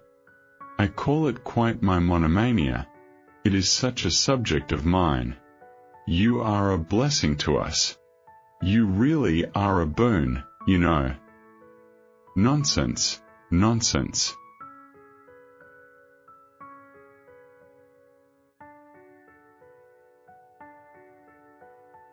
said the doctor. "No, no, I beg your pardon," retorted the old soldier. "With nobody present, but our dear and confidential friend Mr. Wickfield, I cannot consent to be put down. I shall begin to assert the privileges of a mother-in-law, if you go on like that, and scold you. I am perfectly honest and outspoken. What I am saying is what I said when you first overpowered me with surprise. You remember how surprised I was? By proposing for Annie. Not that there was anything so very much out of the way. In the mere fact of the proposal, it would be ridiculous to say that. But because, you having known her poor father, and having known her from a baby 6 months old, I hadn't thought of you in such a light at all, or indeed as a marrying man in any way, simply that, you know. I, returned the doctor, good-humouredly. Never mind. But I do mind, said the old soldier, laying her fan upon his lips. I mind very much. I recall these things that I may be contradicted if I am wrong. Well, then I spoke to Annie, and I told her what had happened. I said, my dear, here's Dr. Strong has positively been and made you the subject of a handsome declaration and an offer. Did I press it in the least? No. I said, now, Annie, tell me the truth this moment. Is your heart free? Mamma, she said crying, I am extremely young, which was perfectly true, and I hardly know if I have a heart at all.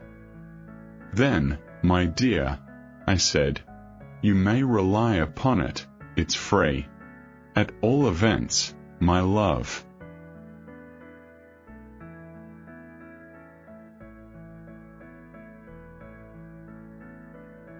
Said I, Dr. Strong is in an agitated state of mind, and must be answered.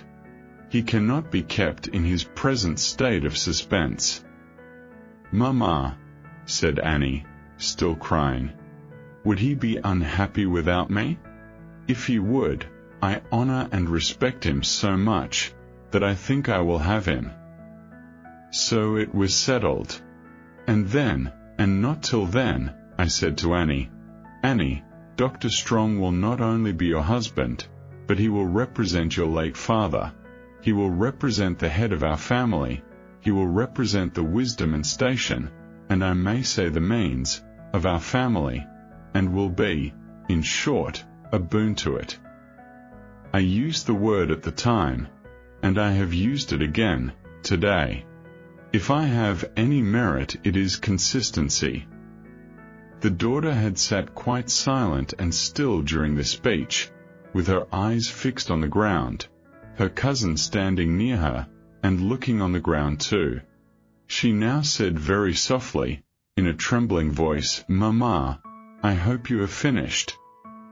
No, my dear Annie, returned the old soldier, I have not quite finished. Since you ask me, my love, I reply that I have not.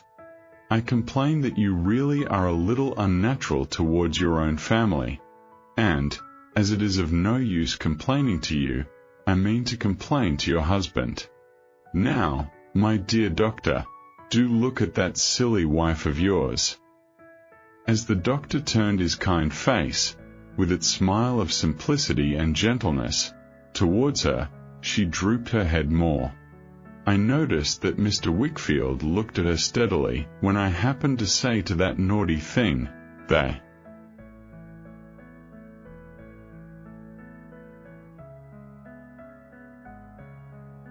Other day, pursued her mother, shaking her head and her fan at her, playfully, that there was a family circumstance she might mention to you. Indeed, I think, was bound to mention. She said, that to mention it was to ask a favor, and that, as you were too generous, and as for her to ask was always to have, she wouldn't. Annie, my dear, said the doctor, that was wrong. It robbed me of a pleasure. Almost the very words I said to her, exclaimed her mother. Now really, another time, when I know what she would tell you but for this reason, and won't, I have a great mind, my dear doctor, to tell you myself. I shall be glad if you will, returned the doctor. Shall I? Certainly. Well, then, I will, said the old soldier. That's a bargain.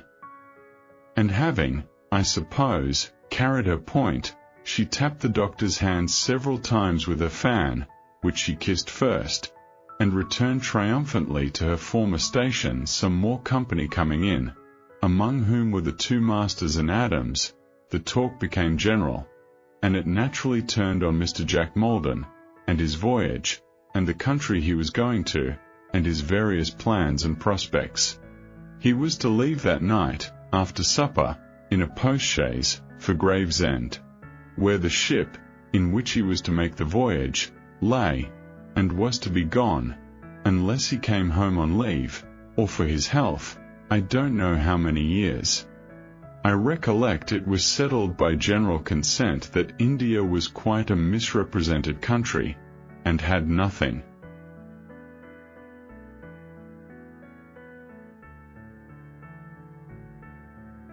objectionable in it, but a tiger or two, and a little heat in the warm part of the day.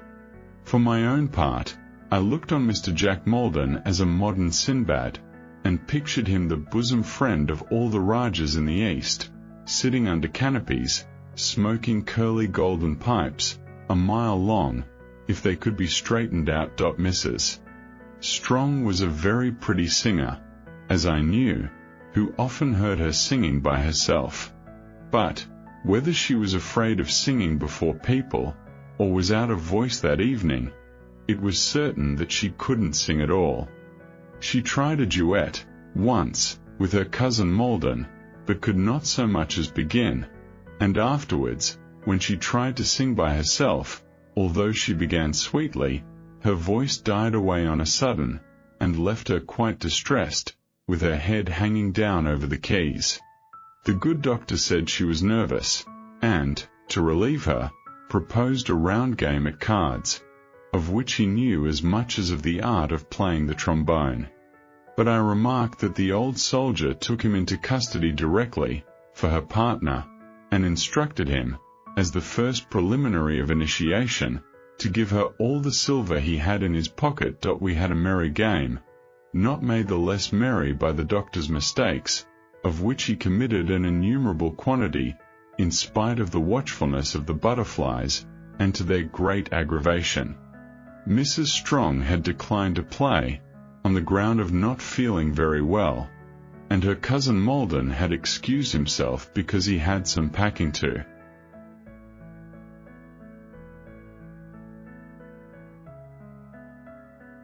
do. When he had done it, however, he returned, and they sat together, talking, on the sofa. From time to time she came and looked over the doctor's hand, and told him what to play. She was very pale, as she bent over him, and I thought her finger trembled as she pointed out the cards, but the doctor was quite happy in her attention, and took no notice of this. If it was so at tea supper, we were hardly so gay. Everyone appeared to feel that a parting of that sort was an awkward thing, and that the nearer it approached, the more awkward it was. Mr. Jack Maldon tried to be very talkative, but was not at his ease, and made matters worse. And they were not improved, as it appeared to me, by the old soldier, who continually recalled passages of Mr. Jack Maldon's youth. The doctor, however, who felt, I am sure, that he was making everybody happy, was well pleased, and had no suspicion but that we were all at the utmost height of enjoyment. Annie, my dear, said he, looking at his watch, and filling his glass, it is past your cousin Jack's time, and we must not detain him, since time and tide, both concerned in this case, wait for no man. Mr. Jack Maldon, you have a long voyage, and a strange country, before you, but many men have had both, and many men will have both, to the end of time. The winds you are going to tempt, have wafted thousands upon thousands to fortune, and brought thousands upon thousands happily back. It's an affecting thing, said Mrs. Markleham. However, it's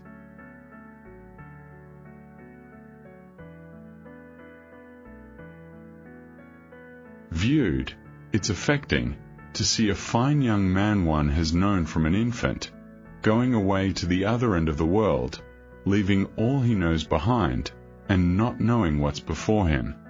A young man really well deserves constant support and patronage, looking at the doctor, who makes such sacrifices. Time will go fast with you, Mr. Jack Maldon, pursued the doctor, and fast with all of us. Some of us can hardly expect, perhaps, in the natural course of things, to greet you on your return. The next best thing is to hope to do it, and that's my case. I shall not weary you with good advice. You have long had a good model before you, in your cousin Annie. Imitate her virtues as nearly as you can. Mrs. Markleham fanned herself, and shook her head. Farewell, Mr. Jack, said the doctor, standing up, on which we all stood up. A prosperous voyage out, a thriving career abroad, and a happy return home. We all drank the toast, and all shook hands with Mr. Jack Maldon, after which he hastily took leave of the ladies who were there, and hurried to the door, where he was received, as he got into the chaise, with a tremendous broadside of cheers discharged by our boys, who had assembled on the lawn for the purpose. Running in among them to swell the ranks, I was very near the chaise when it rolled away, and I had a lively impression made upon me, in the midst of the noise and dust, of having seen Mr. Jack Maldon rattle past with an agitated face, and something cherry-coloured in his hand.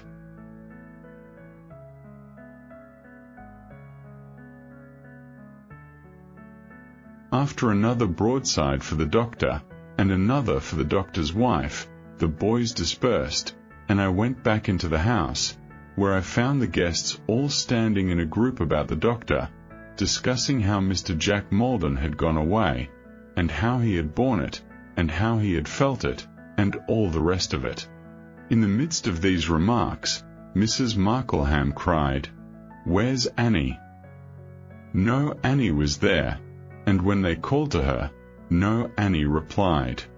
But all pressing out of the room, in a crowd, to see what was the matter, we found her lying on the hall floor. There was great alarm at first, until it was found that she was in a swoon, and that the swoon was yielding to the usual means of recovery, when the doctor, who had lifted her head upon his knee, put her curls aside with his hand, and said, looking around, "Poor Annie! She's so faithful and tender-hearted. It's the parting from her old playfellow and friend, her favourite cousin, that has done this. Ah, it's a pity. I am very sorry." When she opened her eyes, and saw where she was, and that we were all standing about her, she arose with assistance, turning her head, as she did so, to lay it on the doctor's shoulder, or to hide it, I don't know which. We went into the drawing-room, to leave her with the doctor and her mother, but she said, it seemed, that she was better than she had been since morning, and that she would rather be brought among us. So they brought her in, looking very white and weak, I thought, and sat her on a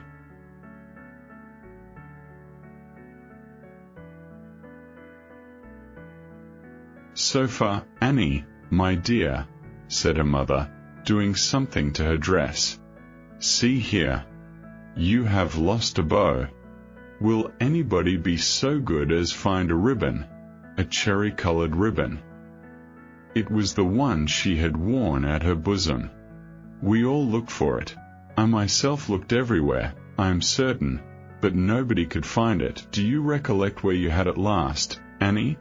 said her mother. I wondered how I could have thought she looked white, or anything but burning red, when she answered that she had had it safe, a little while ago, she thought, but it was not worth looking for. Nevertheless, it was looked for again, and still not found.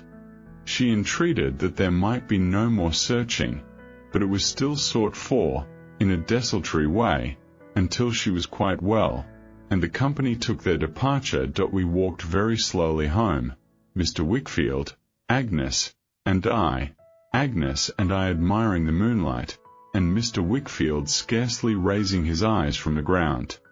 When we, at last, reached our own door, Agnes discovered that she had left her little reticule behind. Delighted to be of any service to her, I ran back to fetch it. I went into the supper room where it had been left, which was deserted and dark. But a door of communication between that and the doctor's study, where there was a light, being open, I passed on there, to say what I wanted, and to get a candle. The doctor was sitting in his easy chair by the fireside, and his young wife was on a stool at his feet.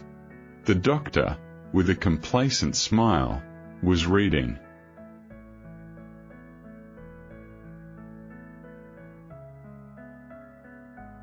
Allowed some manuscript explanation or statement of a theory out of that interminable dictionary, and she was looking up at him, but with such a face as I never saw. It was so beautiful in its form, it was so ashy pale, it was so fixed in its abstraction, it was so full of a wild, sleepwalking, dreamy horror of I don't know what. The eyes were wide open, and her brown hair fell in 2 rich clusters on her shoulders, and on her white dress, disordered by the want of the lost ribbon. Distinctly as I recollect her look, I cannot say of what it was expressive. I cannot even say of what it is expressive to me now, rising again before my older judgment. Penitence, humiliation, shame, pride, love, and trustfulness. I see them all, and in them all, I see that horror of I don't know what. My entrance, and my saying what I wanted, roused her. It disturbed the doctor too, for when I went back to replace the candle I had taken from the table, he was patting her head, in his fatherly way, and saying he was a merciless drone to let her tempt him into reading on, and he would have her go to bed. But she asked him, in a rapid, urgent manner, to let her stay, to let her feel assured. I heard her murmur some broken words to this effect, that she was in his confidence that night. And, as she turned again towards him, after glancing at me as I left the room and went out at the door, I saw her cross her hands upon his knee, and look up at him with the same face, something quieted, as he resumed his.